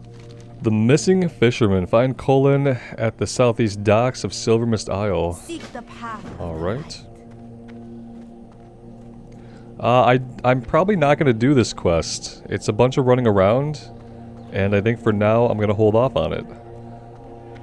Since I'm not planning to really do much here besides get our fire totem, it probably is not going to matter. Where is our shaman trainer?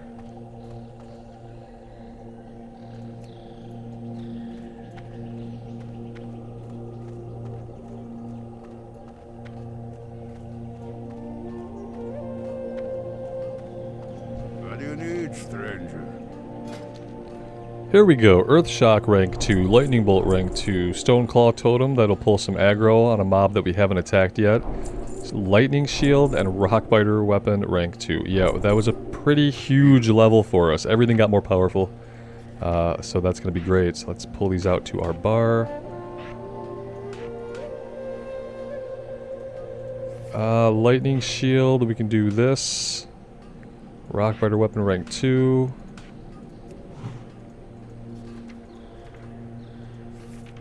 And we got Stoneclaw Totem. We'll do that. Okay, I think that's good. So now we just have to head to the south and work on some stuff down there. Do we need to empty our bags? It probably wouldn't be a bad idea. I hope you find something useful.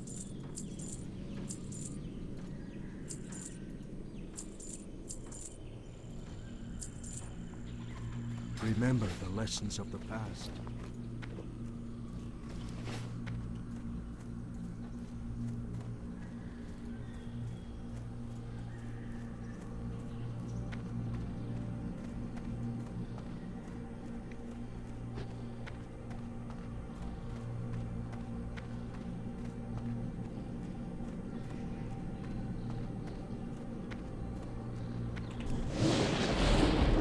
Alright, we can keep Lightning Shield up. That'll stay up for 10 minutes or until the charges are used up. And that's going to surround us with 3 balls of lightning. When a spell, melee, or ranged attack hits the caster, the attacker will be struck for 13 nature damage. This will expend 1 lightning ball. Only 1 ball will fire every few seconds, lasts 10 minutes.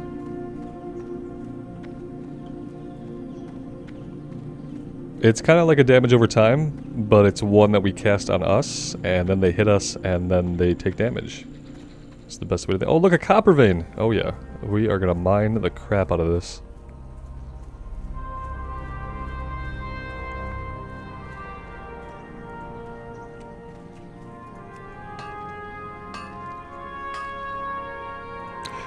Nice, nice, nice. Should always fail your first attempt at something new. It only makes sense to fail the first time.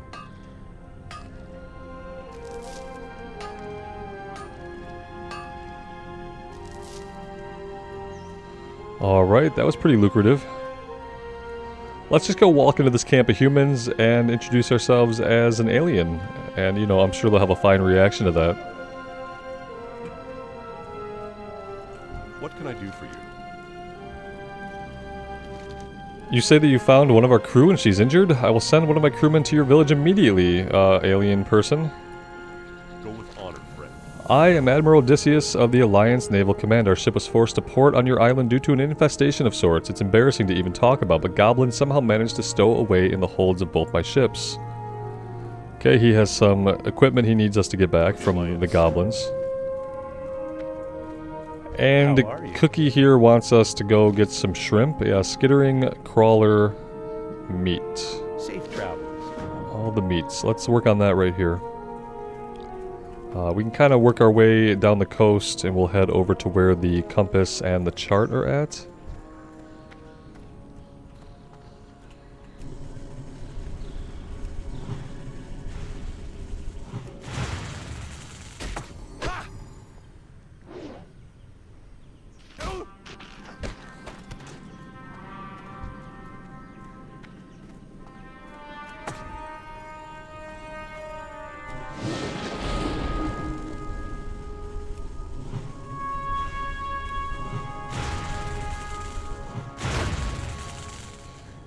And the thing about having the higher ranks of our spells is that, well, I mean, they're going to cost more mana. They are going to cost more mana, which means we are going to be drinking more as of right now. We'll be a little bit more efficient in how many spells we're flinging so that we don't go every pull. We'll see what we can do. We could get some milk. We are level 8. We don't need to be drinking regular water, but I'd like to at least use all of what we have. Let's try 2 lightning bolts and an earth shock. Ooh, that takes us to half. Maybe we try 1 and 1 for now. Maybe I don't need to earth shock. Maybe I just need to lightning bolt. Let's see.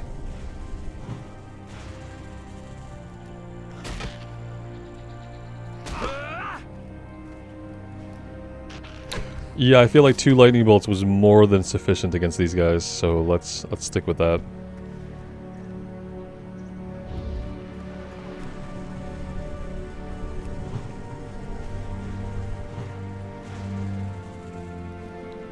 Yeah, with Rockbiter rank 2, we're dealing significantly more melee damage as well.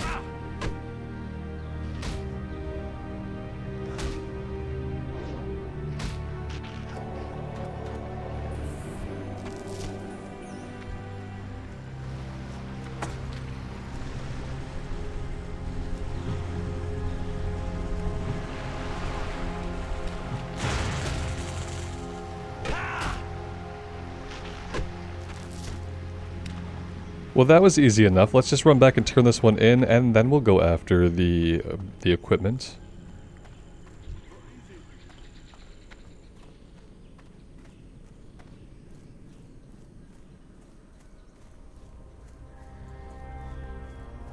Good day to you.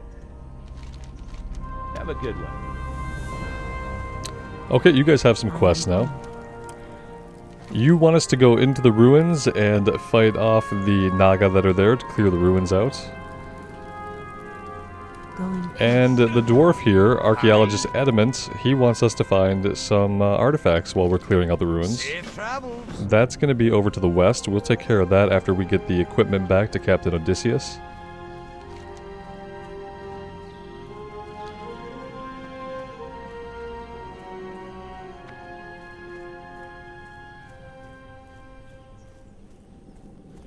We are definitely going to grab this note again, since it did pop back up for us.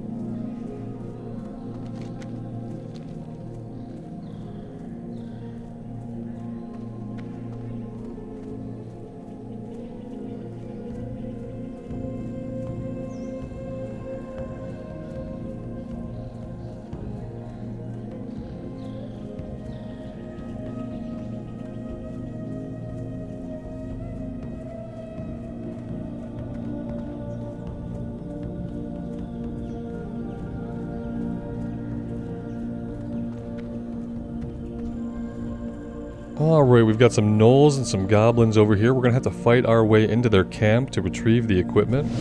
Let's get lightning shield going and drop a totem.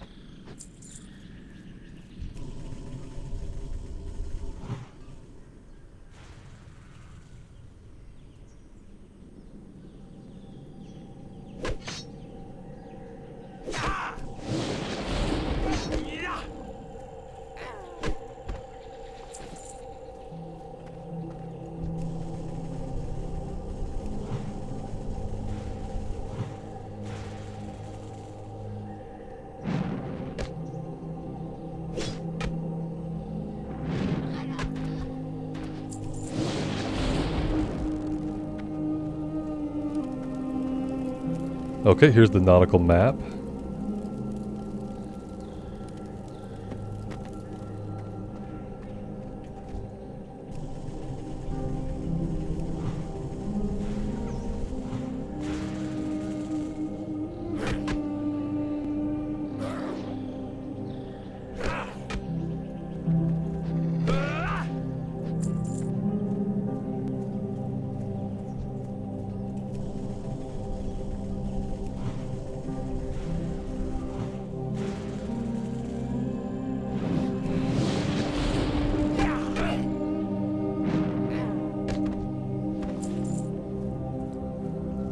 And here's the compass. Pretty easy.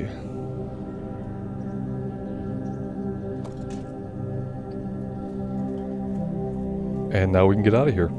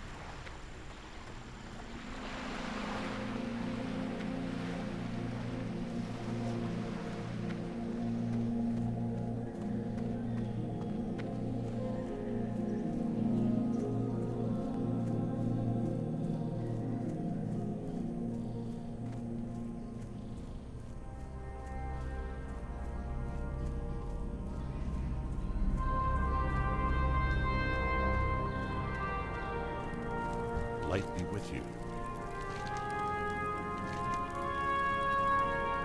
You're a resourceful one. With our navigation gear, we can figure out just how far we veered off course. But wait, what's this? There's something rolled up in the map. Let me see.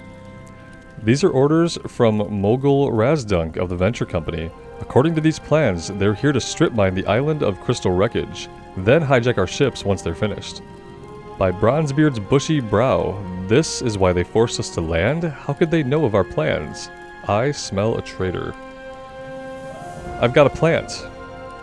I've wondered about this for some time now, but this proves it to be true. There is a traitor among us. The plans left behind by the goblins document the conspiracy. Since I don't know who it could be, I'm going to need your help in finding the traitor. None of my crew can be trusted. If this is going to work, it's going to need a hollowed tree and leaves. Search to the loggers north of us for the tree. You'll need to find the leaves by yourself. Be careful. Check the forest, he says, for the leaves. Who would have thought? Okay, we could probably do this on the way over to the ruins.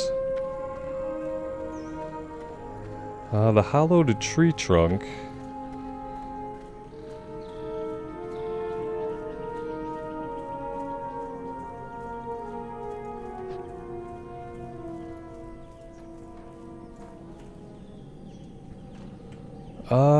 Let's see, there's one right over here, hollowed tree trunk.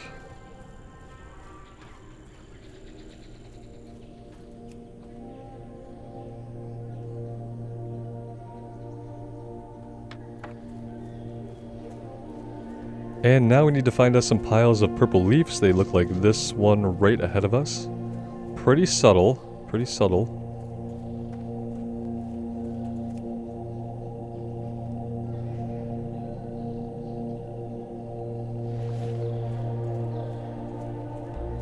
We need 5 of these, so we'll look for them on the way, but we may need to get some of them on the way back.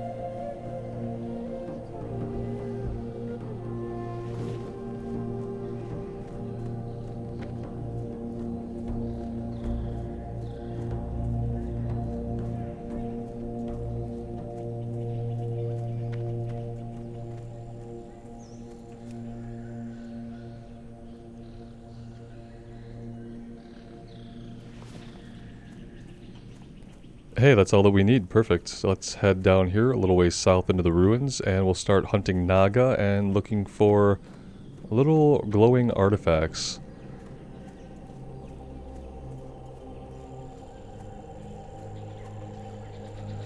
And I'm also going to prioritize getting any copper veins that we can find.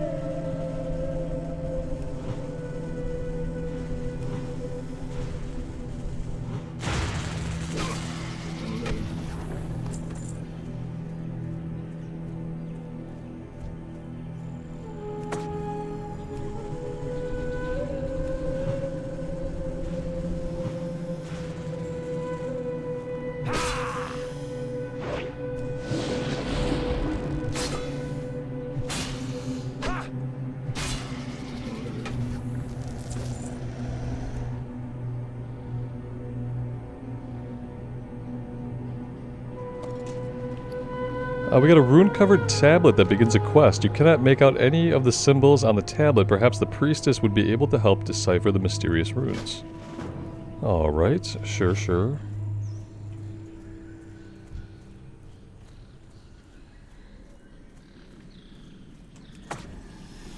Oh, hi. I didn't see you there. Lurking in our peripheral vision as you were.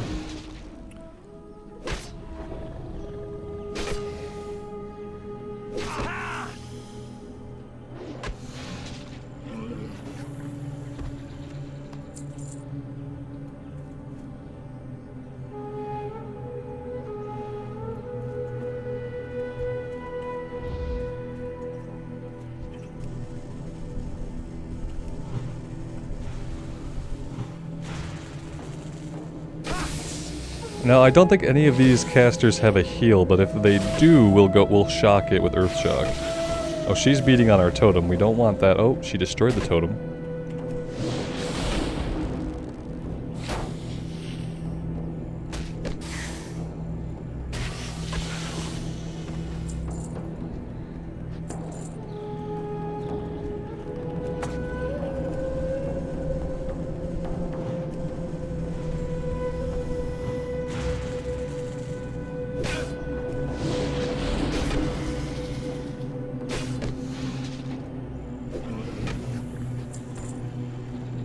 We have so many things doing damage for us. We have Rockbiter weapon, we have lightning shield, obviously our melee attacks, lightning bolts. We do a lot of damage through a lot of different avenues. And I kind of like the feel of that. Actually, I really like the feel of that.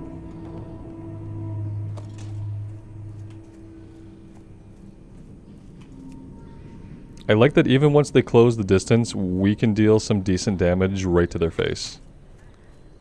That's what I like. As opposed to like a mage when you really want to keep them at a distance and use a wand.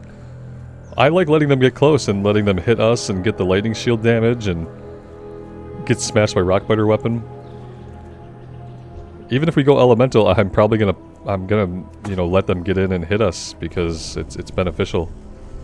You get that lightning shield damage.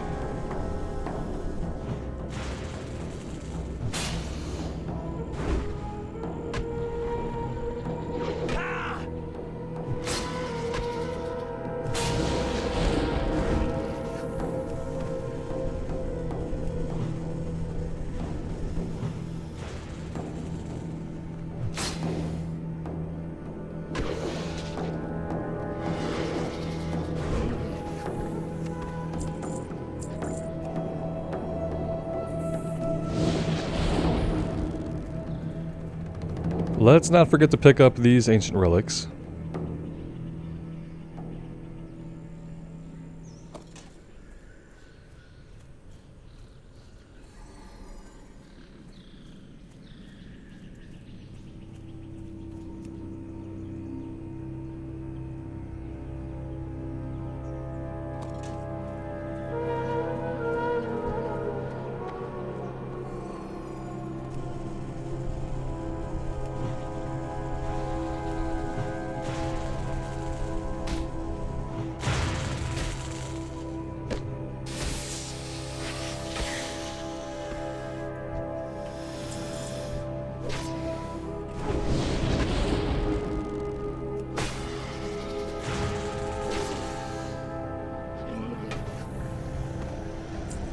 And I like how we can easily deal with ads. That's actually really nice.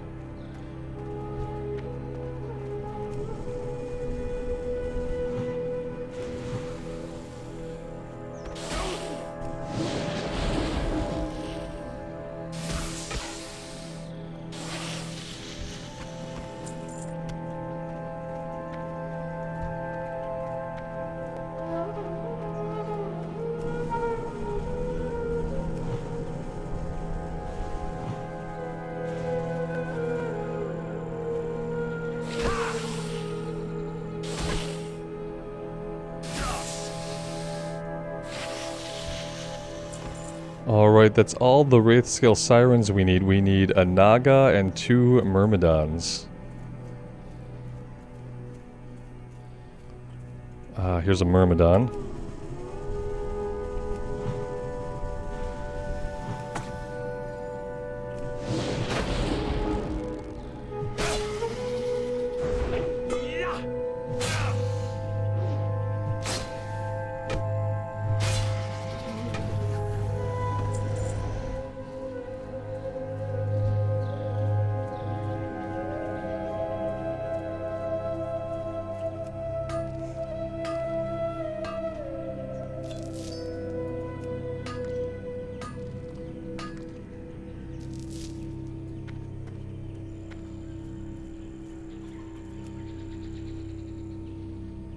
After this one, we'll need one more relic. There's our last Naga right here.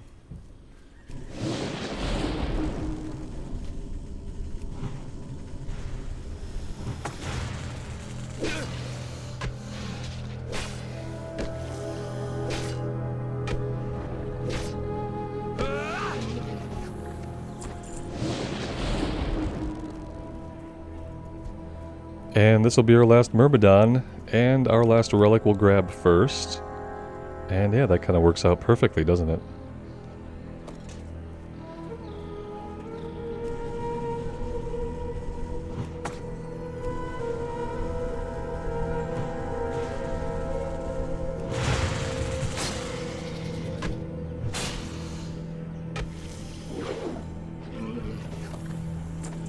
Inventory is full. Okay, that's good. It's good that we're heading back. I do kind of want to get this copper vein, though.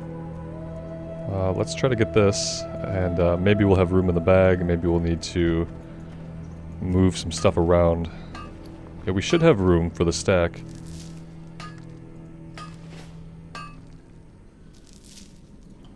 Alright, there we go. Let's head out and run us back to Odysseus' landing, get these turned in. I think that's going to ding us level 9, and then just one more level till level 10.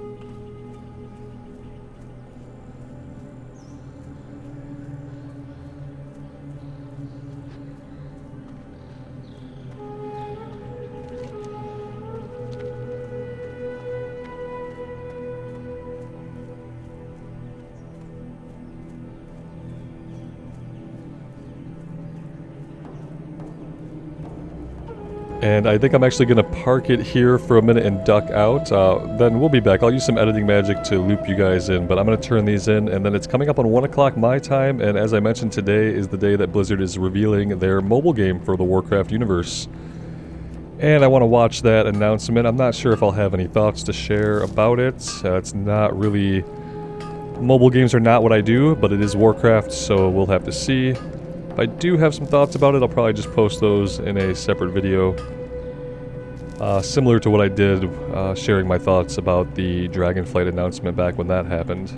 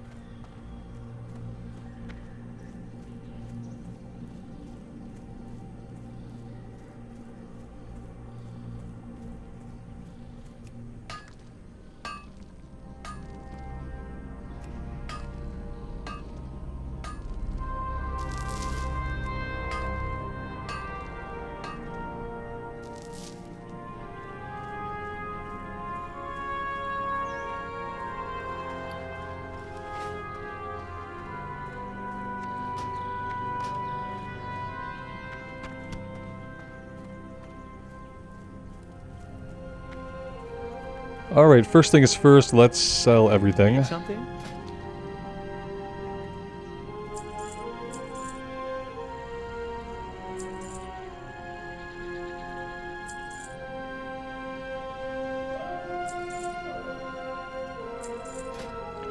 We don't have gloves, so these gray gloves with 22 armor will be an upgrade over nothing. I don't know if we need Tiger's Eye. I'm going to keep a hold of that because we very well might need it for jewel crafting. Greetings.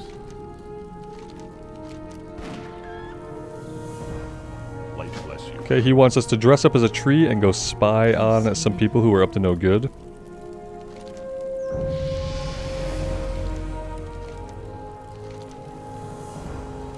And the tablet told us about the location of Warlord Shriztiz. Yes, Shriztiz.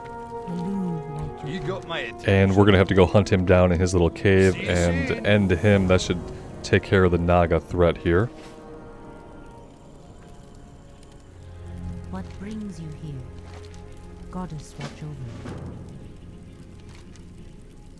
Alright, let's see here. What do we want to do first? I guess we're going in the same direction to do both the Trader Uncovered and Warlord Shriz.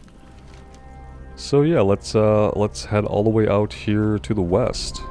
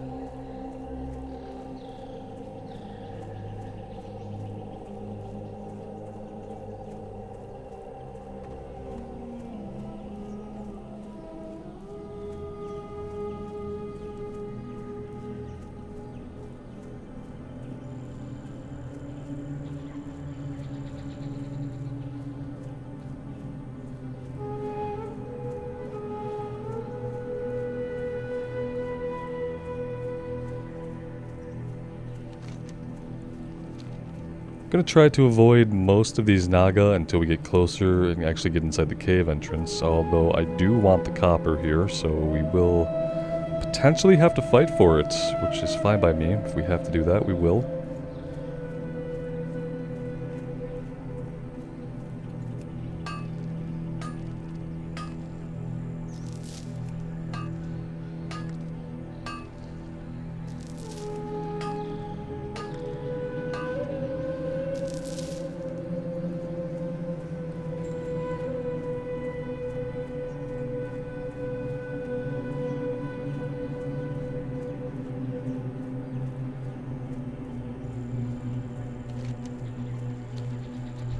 We're gonna fight for this node here. Definitely.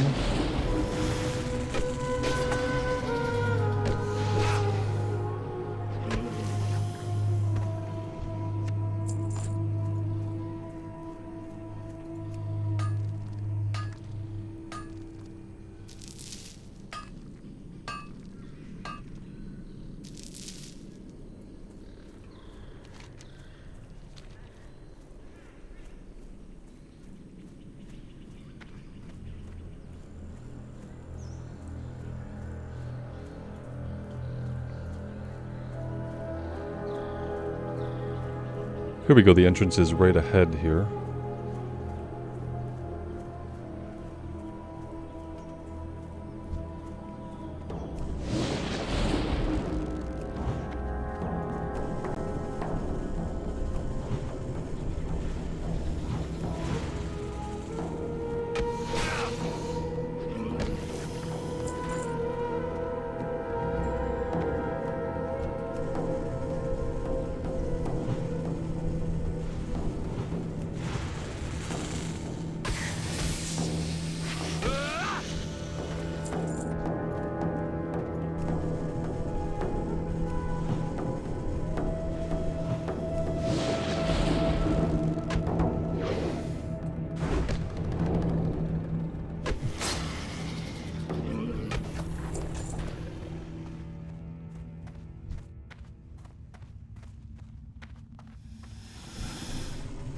Well, I was trying to avoid this guy, but he caught onto us.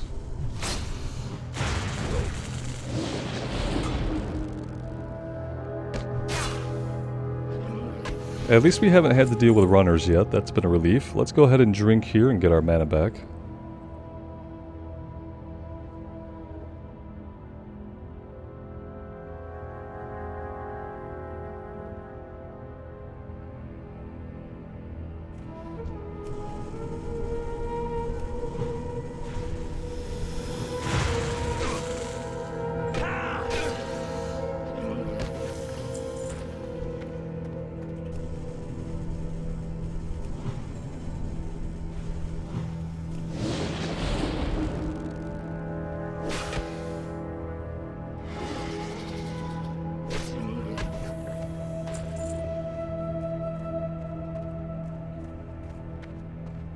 I don't think we need to go up top at all. I think we can just stay down here. I'm pretty sure he's back in this rear area. But that could be wrong. We'll see.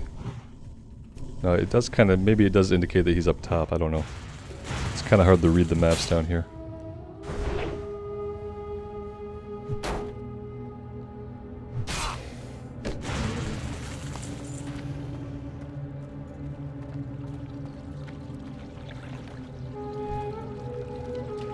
Yeah, I don't see him down here, so maybe we will need to go up.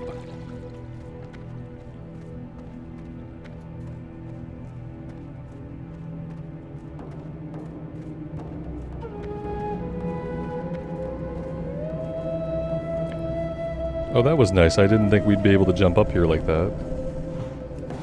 Does this get us anywhere, though? I don't think so.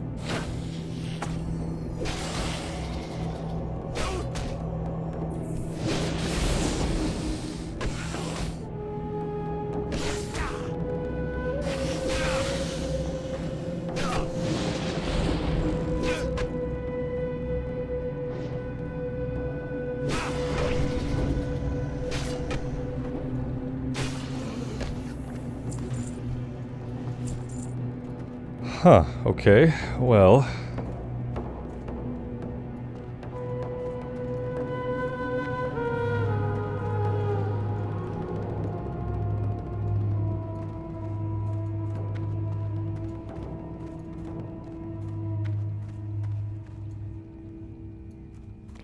Yeah, I'm not really sure what we're missing here, but we're certainly missing something. It seems to indicate he's in an area that I can't figure out how to get to. Oh, we can't fight this. We have to try to run away here. Yeah, I was not prepared to fight all that. Yeah, I really am not sure. I've done this quest a handful of times, but... Maybe we need to go down further? Oh, okay, yeah, there's a further down I wasn't seeing.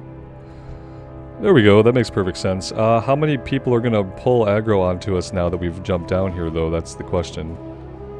What exactly is gonna happen to us? Let's try to clear this guy out. Maybe we have time for that before like a whole chain of guys finds us. I'm just kind of hoping the guys up top will leave us alone now that we're pretty far away. Yeah, there we go, we're out of combat now.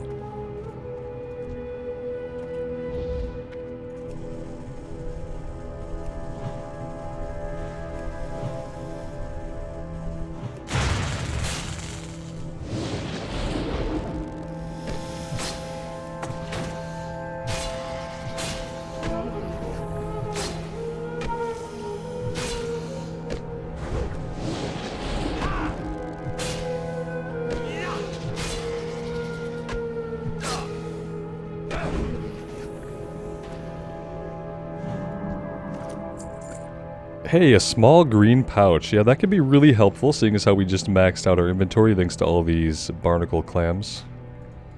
The most obnoxious thing to happen to inventory space is all these clams. There we go. Very nice. I was wondering if we were going to get a bag on this character. It's pretty late. Usually you get them long before now if you're going to get a bag. But I'll take it. I will take it. Okay, now we just need to work our way out of here. Which we're not going to do by going this way. This is where I get to highlight my inability to navigate caves. It's going to be a fun time. I think we're going to have to go this way.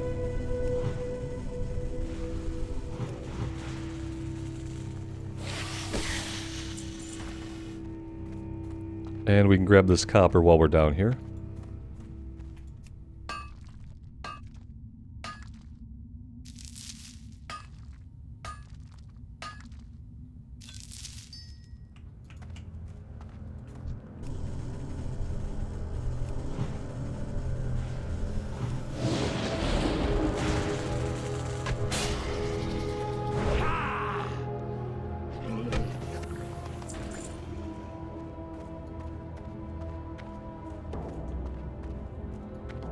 Yeah, I think we're gonna have to loop our way back up and around this way.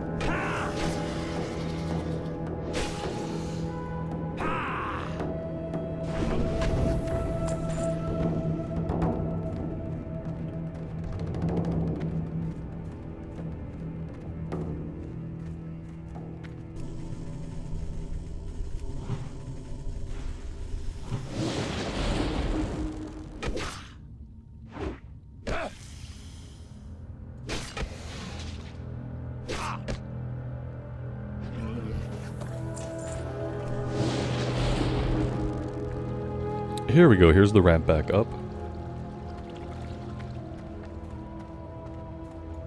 Do I want that copper? Yes, I do. Is it back here or is it back behind the building? Huh. Oh, there it is.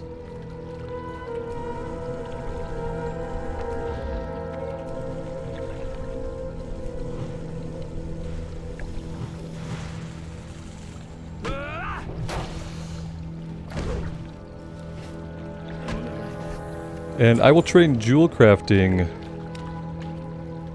in one of the major cities when I get us over to Elven Forest.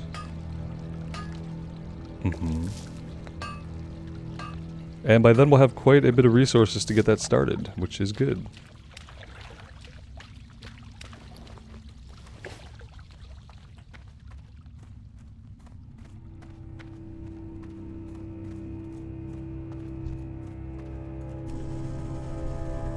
The good thing about being a miner is I think there are a few quests throughout the game that you can do if you are a miner. There's one in Arathi Highlands, but that might be Horde only.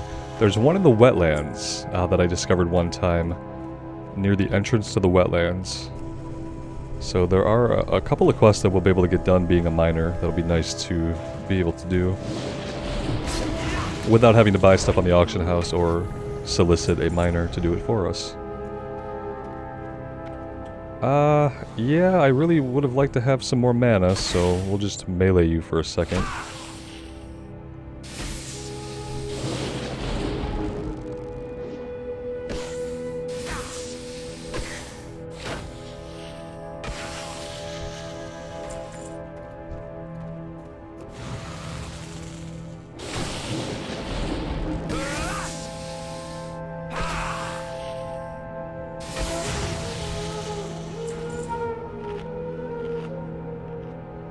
Let's eat and drink to full, and then I think I'm gonna make a break for it out of here, and we'll aggro everybody we're gonna aggro while running out, and then we'll drop an Earthbind totem, and we'll just run away. We have to head over to the island.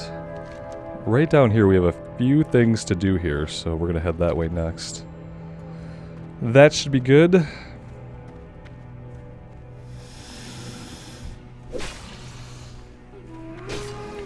They've been really, really good at dazing us, like, immediately, which really stops us from the whole running away thing, doesn't it?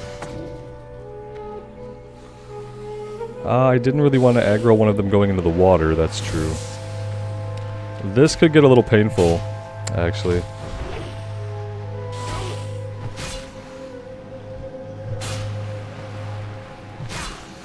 Am I gonna get away from this? Maybe. Yeah, looks like we're good.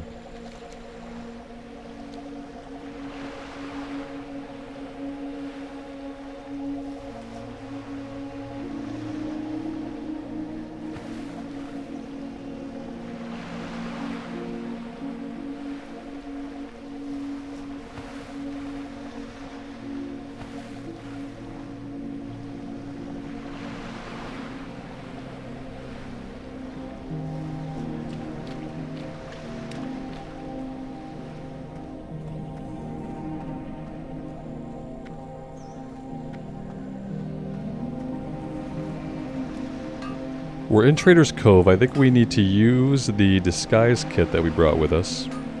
We'll do that as soon as we get this copper.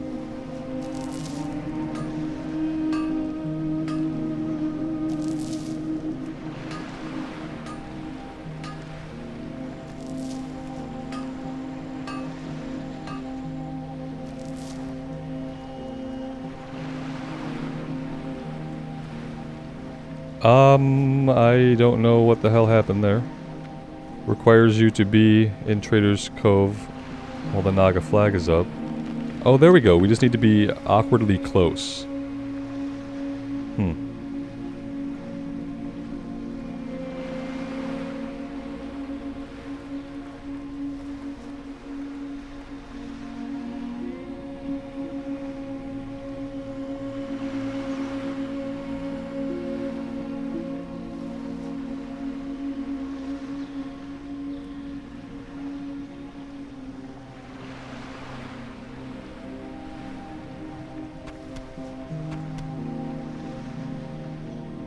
So it's the Goblin. We've seen him along the beach, Engineer Spark Overgrind. He is the trader in our midst. And then we have Giesel over here, is the enemy colluding with him.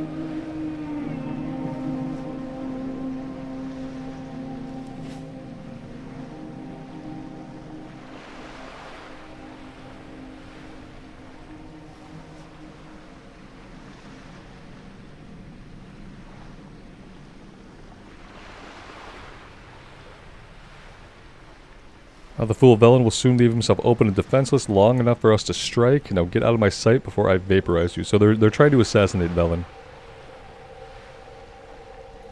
I mean, being a prophet, I have to say, he'd probably see it coming. I love that we come out of tree form and this guy just walks away. Like, yeah, we weren't the tree that was spying on you just now. No, nothing to see here. Okay, let's go down to the south here. And take care of these. We have at least 2 more things to do here, and then we have this quest up to the north, A Cry for Help.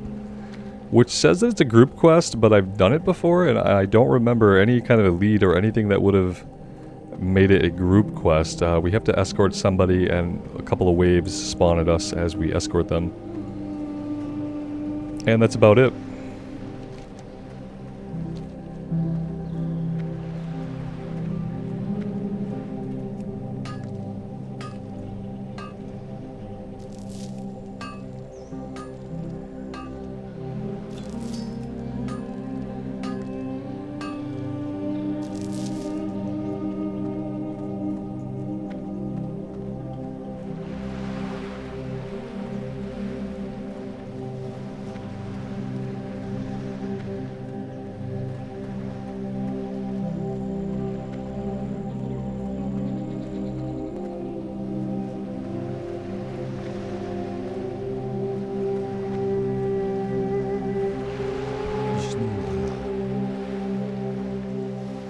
What could I have done to give the gods such cause to lash out at me with such ferocity? All that I cherished is gone, dead or destroyed. My family's been taken from me by the brutes of the forest, my home razed, my ship sunk. I am a broken man, stranded on a broken island. Perhaps you are here to finish the job. Make it quick, I will not resist. Take my life, stranger, I am too cowardly to do it myself. My hand shivers, the blade will not strike true. We've not come to kill you. And the gods didn't do this, we did it. We're responsible for this, and therefore, so our ship caused the Owlkin to go crazy, and it was the Owlkin that killed his family, destroyed his stuff, etc. So yeah, my bad. We lived peacefully among the owl beasts of this island for many years. You can imagine my surprise when they stormed the beach and attacked us. I fought tooth and nail, but was easily overpowered. As I blacked out from the vicious blows that I had been dealt, I prayed that my family would not suffer. When I awoke, all was quiet. The sand was soaked red with blood, their blood. They were devoured whole. Oh. Great. They were probably devoured in pieces, though. I mean, I get that it's an expression, they were devoured whole, but I don't think these guys are like anaconda snakes. I don't think they're like swallowing people whole. I mean, I could be wrong, but pretty sure I'm right about this. So we can get the family remains off of any of these things, as disgusting as that is.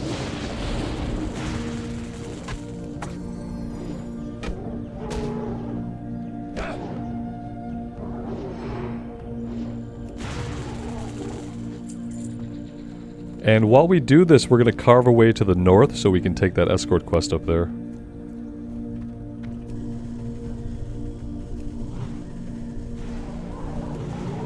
Okay, that's not what I wanted to do.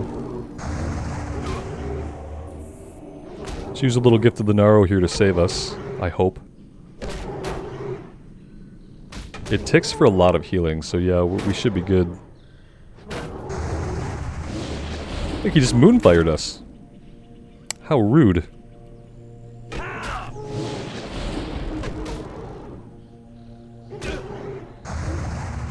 He's definitely moonfiring us. Hey, we got the family remains. That was really, really quick.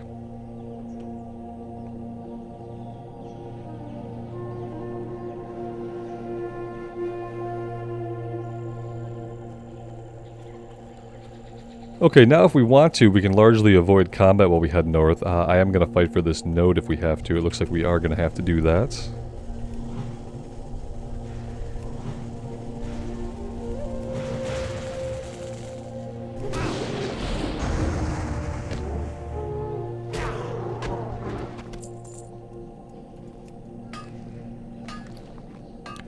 Yeah, we're getting full though. We're getting very, very full.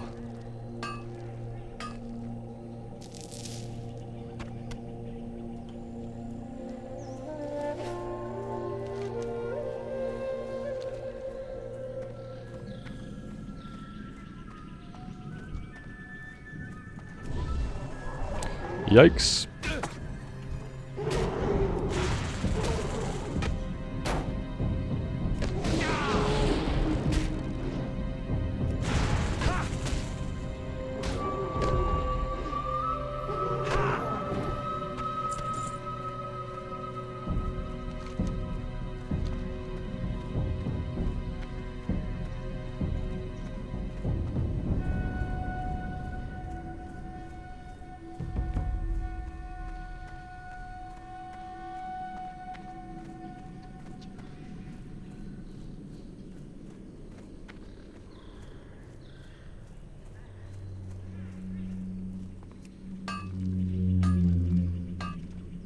If we don't aggro this guy, I'll be really, really shocked. Yeah, I was gonna say, there's no way that we pull this off without aggroing somebody.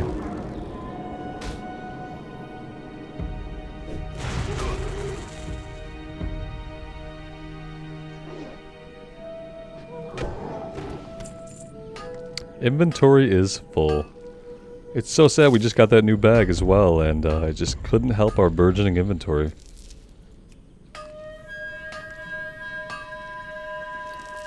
Oh, we don't even have room for this copper? That is not acceptable. Okay.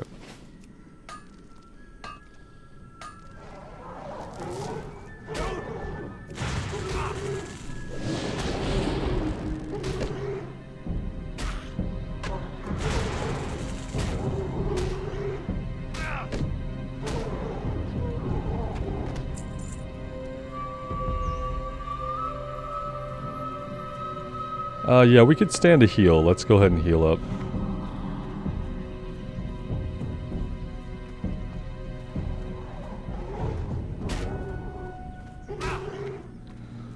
I am going to try to leash this one.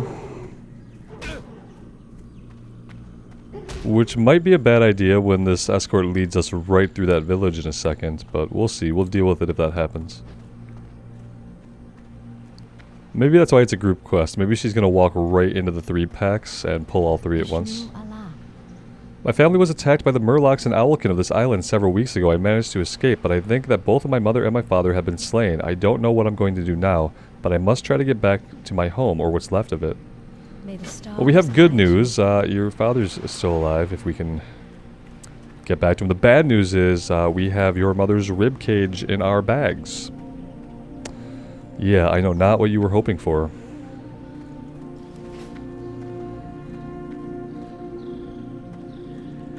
Like, I'm glad she's totally cool with being rescued by an alien. Or what they would see as an Eridar.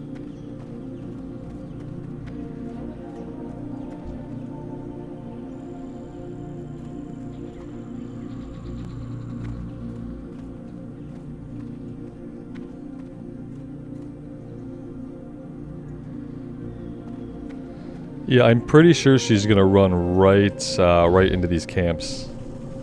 Pretty sure.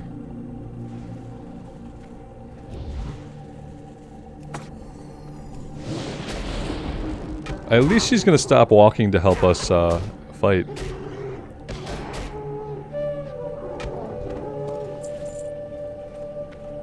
Let's just let her pull whatever she pulls, and we'll just fight that, and we'll hope it doesn't get too out of control.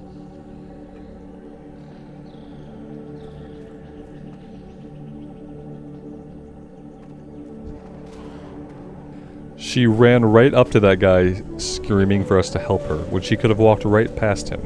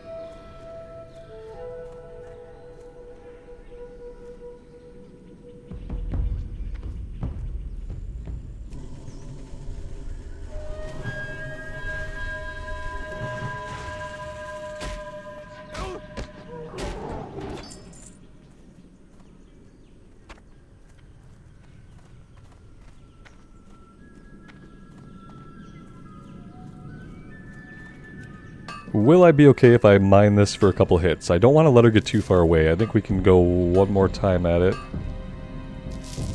Okay, there we go. Let's get back in range.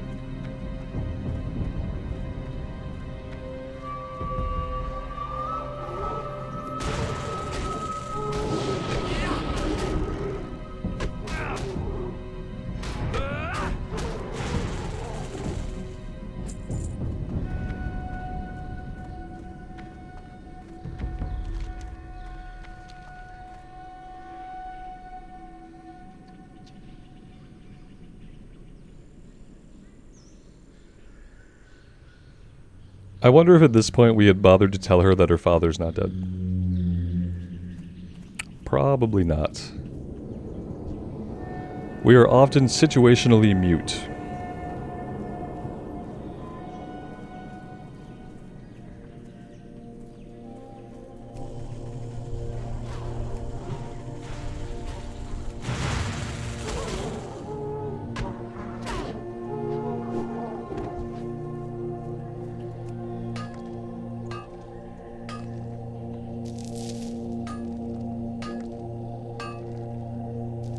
My poor family, everything has been destroyed.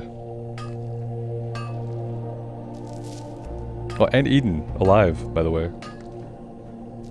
But yeah, the physical things are also destroyed. But also, everyone else got eaten.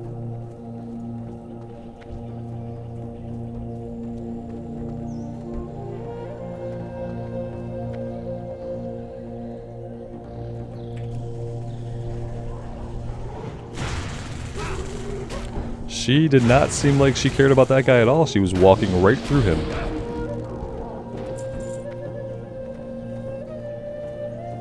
Yeah, I don't really see how that's a group quest. That's really, really weird. We never had to fight more than one at a time.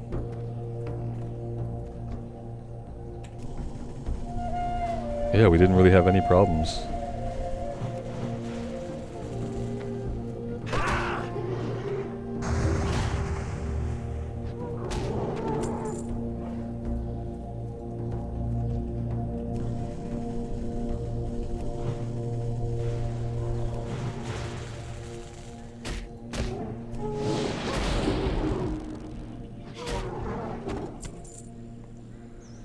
The short sword of stamina will probably sell more than some other piece of junk in our bags. Let's grab that.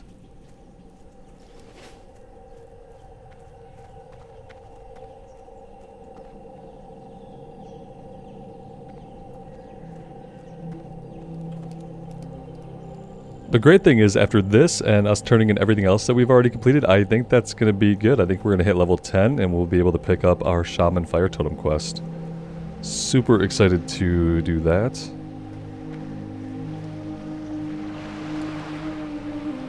Yeah, I mean, I guess the crystal literally came right through the roof. Pretty impeccable.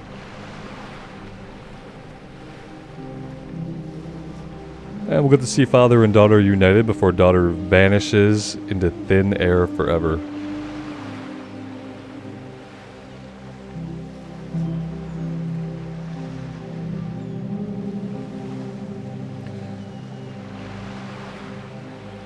Thank him for getting us back here safely. Now we will vanish.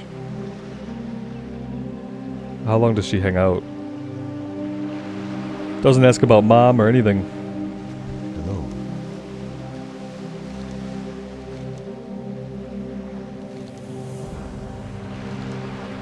How can I ever repay you for this? Please, take this heirloom. Sorry, we lost her again. She's gone. She's gone. Okay, what do we got now? I think that the fastest thing to do would be to hearth back to...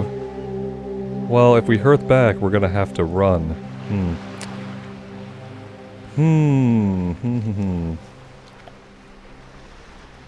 Yeah, we could just hearth back, but then we're going to have to run down south to turn in and then run back up to grab our Shaman quest. So yeah, I guess we might be better off just to make the long run.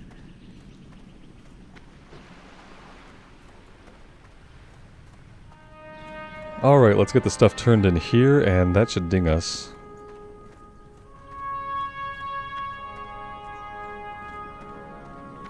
What can I do for you?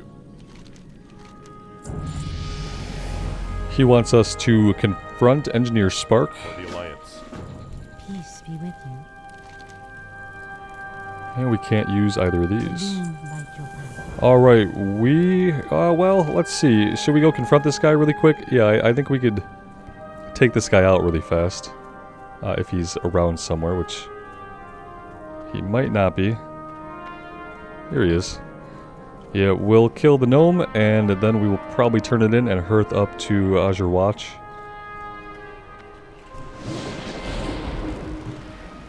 My, you're a tall one.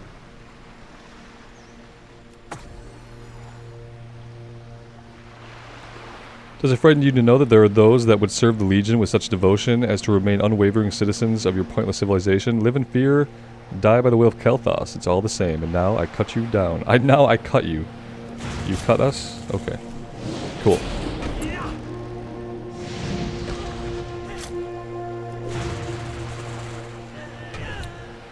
Well, there you go. Inventory is full. Yep. That sounds about right. Didn't sell a second ago. Let's drop that. Okay. We will turn this in. We will sell everything out of our inventory. And then we'll hearth back. How about that for a plan?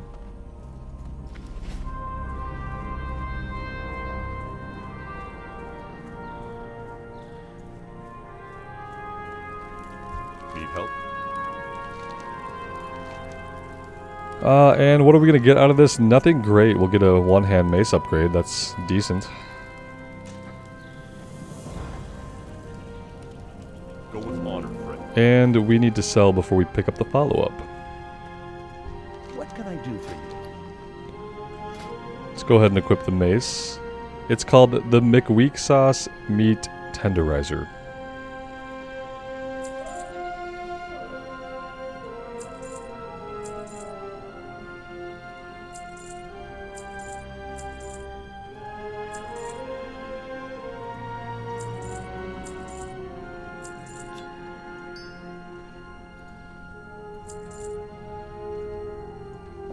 Alright, let's do some organization here.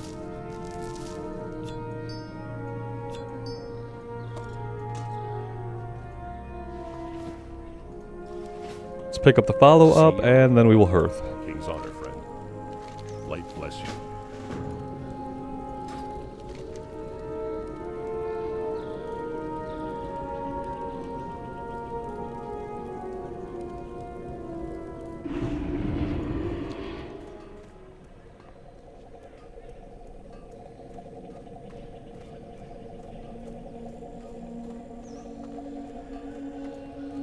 Let's go turn this into Exarch Millennius first, and then we'll talk to our Shaman trainer. The Legion's end draws near. Okay, I don't think I'm going to take any more quests here, because I am going to do the Fire Totem quest, then we're going to head to Elwyn Forest for next time. Hello, stranger. Call of Fire. Once again, you are to be tested, and this time, the chaotic element of fire must be understood if you're to create a totem to harness its energies. To the northeast on the coast is a sacred place of fire known as the Emberglade. Amidst its burning trees stands Temper, a fire elemental of great power, and the one that you must speak with. Alright, where is this exactly? Oh, it's all the way out there? Okay. Let's go ahead and we'll go that way. And I think at this point I'll use some editing magic to make some parts of this a little bit smoother and quicker for you guys. This is when you realize that you should have saved your Hearthstone. It's a pretty decent run. I've never been in this area before, I don't think. Which makes sense. I've never leveled the Draenei Shaman this far before, so... it's the first time for everything, I suppose.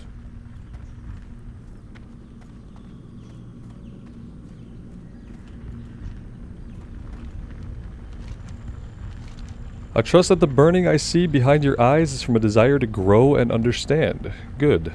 Tulun has sent you here because he sees your potential to both learn and help with the problem that the crash of your Exodar has caused. We shall see.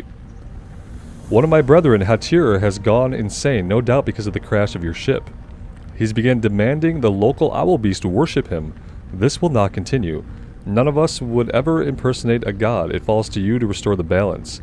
First, you must retrieve the ritual torch, which has been taken by the crazed wildkin inside Stillpine Hold to the west. Alright, so he has a few things that he wants us to do, which I suppose makes perfect sense.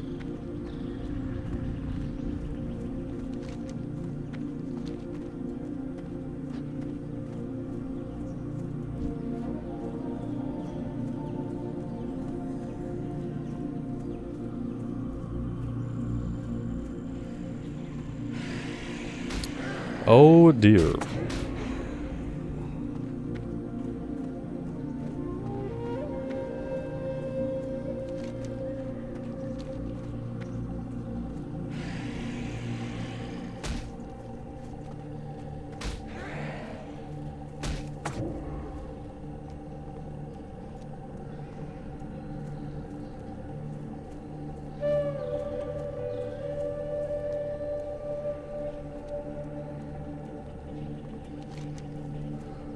Wait. He said inside Stillpine Hold. Does that mean we need to come down here and find like a cave entrance, perhaps? Because this stuff looks like it's going to be underground. Yeah, I think that's what we're dealing with. I think we're going to have to find the cave entrance for like a barrow den or something, because I don't think they're just standing around up top.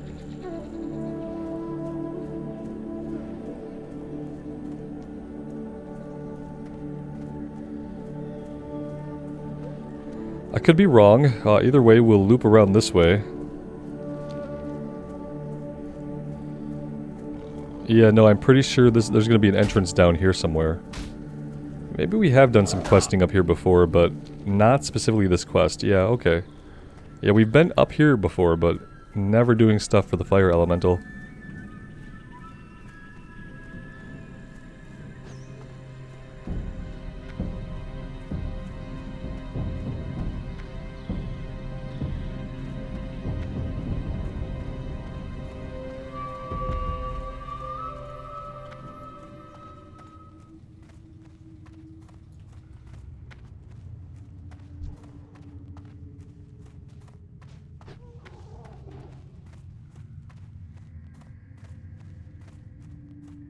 Maybe we'll get really lucky and we'll get it pretty quickly.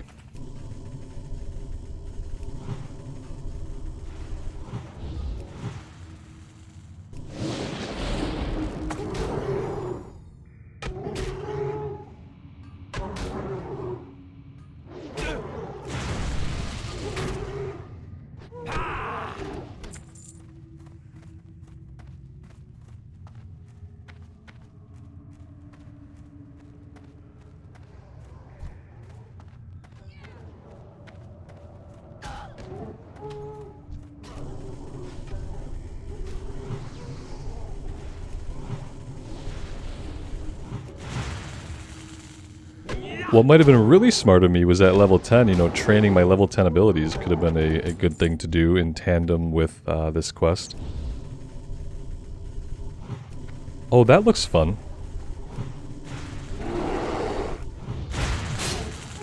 I mean, I'll definitely take the help as long as we can still loot him.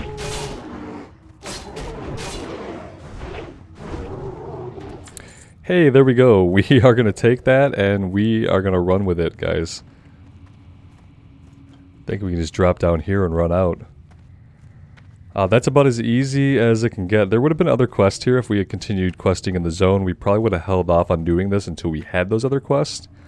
So I'm happy that we were able to get it right away, that we don't have to spend a lot of time in here, since we aren't planning to do these quests out of here.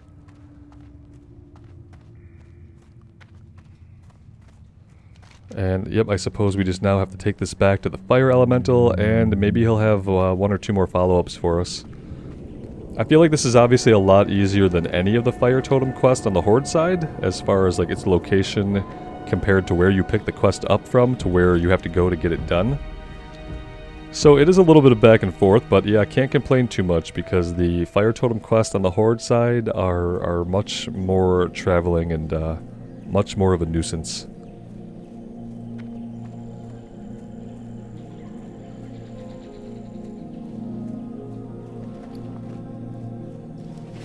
Oh, we're about to pass 3 stacks of copper already, that's nice.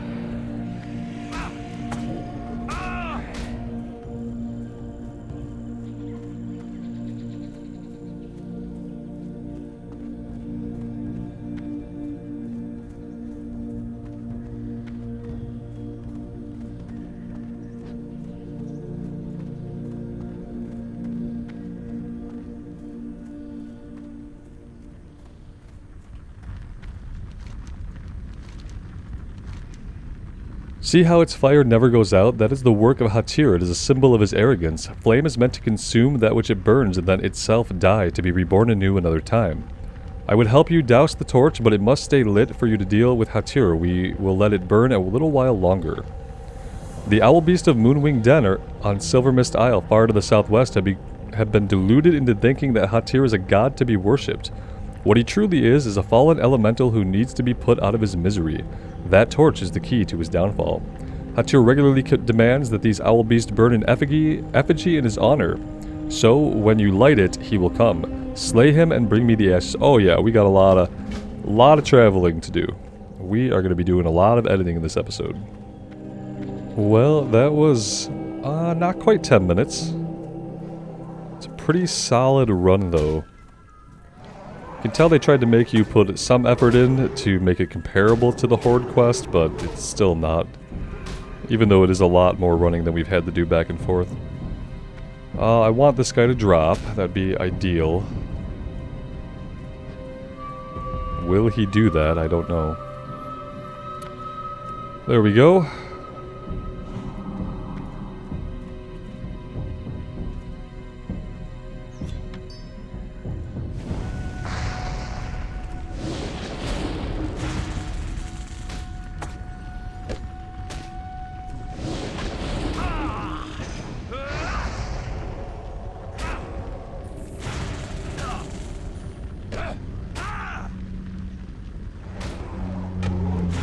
This is not great.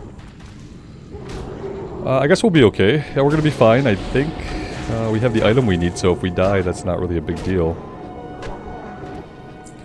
In fact, depending on where we spirit res, dying might not be a bad idea. Let's see if we can just get ourselves killed, and if there's somewhere that we can spawn that, somewhere that we can spawn that could be more advantageous to running all the way back up to the Emberglade. Even if we just get back onto the mainland, it would probably be worth it. We're not, I don't think we're gonna get a res sickness. We might, because we are level 10. But we'll see. We'll see. I think it'll be beneficial no matter what.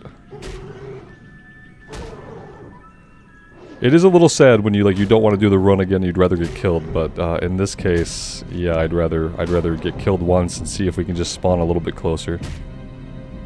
I think it's worth it.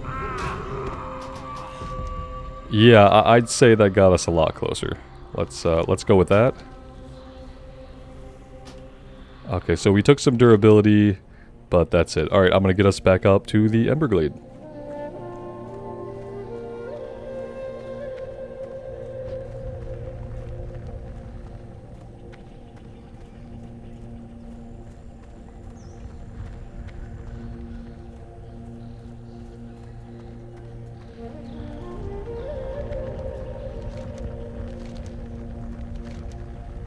It is a valuable lesson that you learn here today. It is the story of endings and new beginnings. When first we spoke, I told you that fire was not just destruction, but also a renewing force of the elements. Through your actions, you have both destroyed and saved Hatir, for he shall be reborn from his ashes. Nice. Okay then.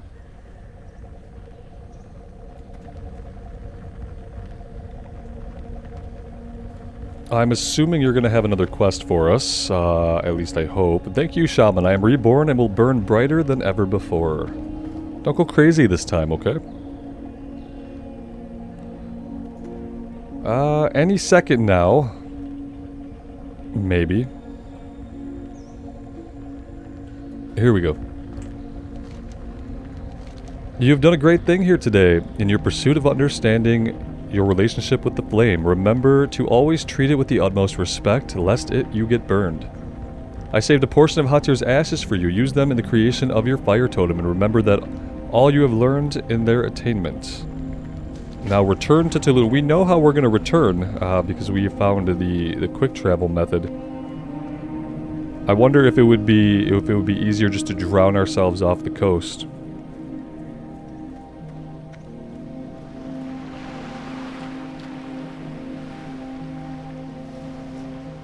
Well, that didn't work quite as I thought it was going to. There's a graveyard over here. So dying over at the Everglade just moved me over there a little bit. Not exactly what I had in mind, but we're back now. We do need to find a repair, which I don't really know why I'm not tracking.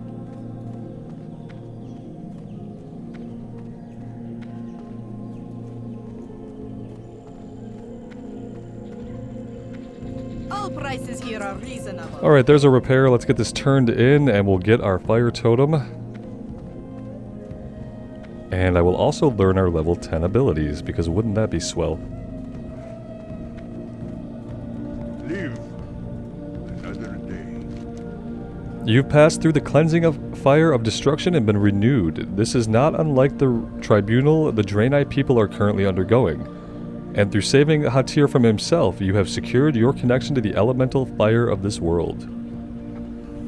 You should know that the Prophet has been asking for you. Having heard of your success in your trial, the creation of your fire totem will have to wait until you've spoken with him. Peace for you. Oh, guys, alright, what we're going to do is I am going to wrap the rest of this up on my own. I'll go speak to Velen. We have another quest to turn into him anyway. And yeah, we're getting Flame Shock, we're getting Flame Tongue Weapon, and we're getting the Strength of Earth Totem, so lots of new abilities and toys to play with. I'm going to wrap up getting our Fire Totem, and I'm going to do the long traveling over to Elwyn Forest, where we will begin next time. Thank you all so much for joining me today, especially if you are somehow still watching at this point. You are a legend. I really do appreciate the support. If you are liking what you have been watching, consider subscribing to the channel and leaving a like. That would help me out a lot. And if you want to support what I do more directly, check out the join button on YouTube. That is probably the best way to support me directly and to help me continue doing what I do into the future. Thank you all so much for being here. I really do appreciate it. Take care of yourselves out there in the real world and take care of each other. And we will see you back in Azeroth sometime soon. Bye now.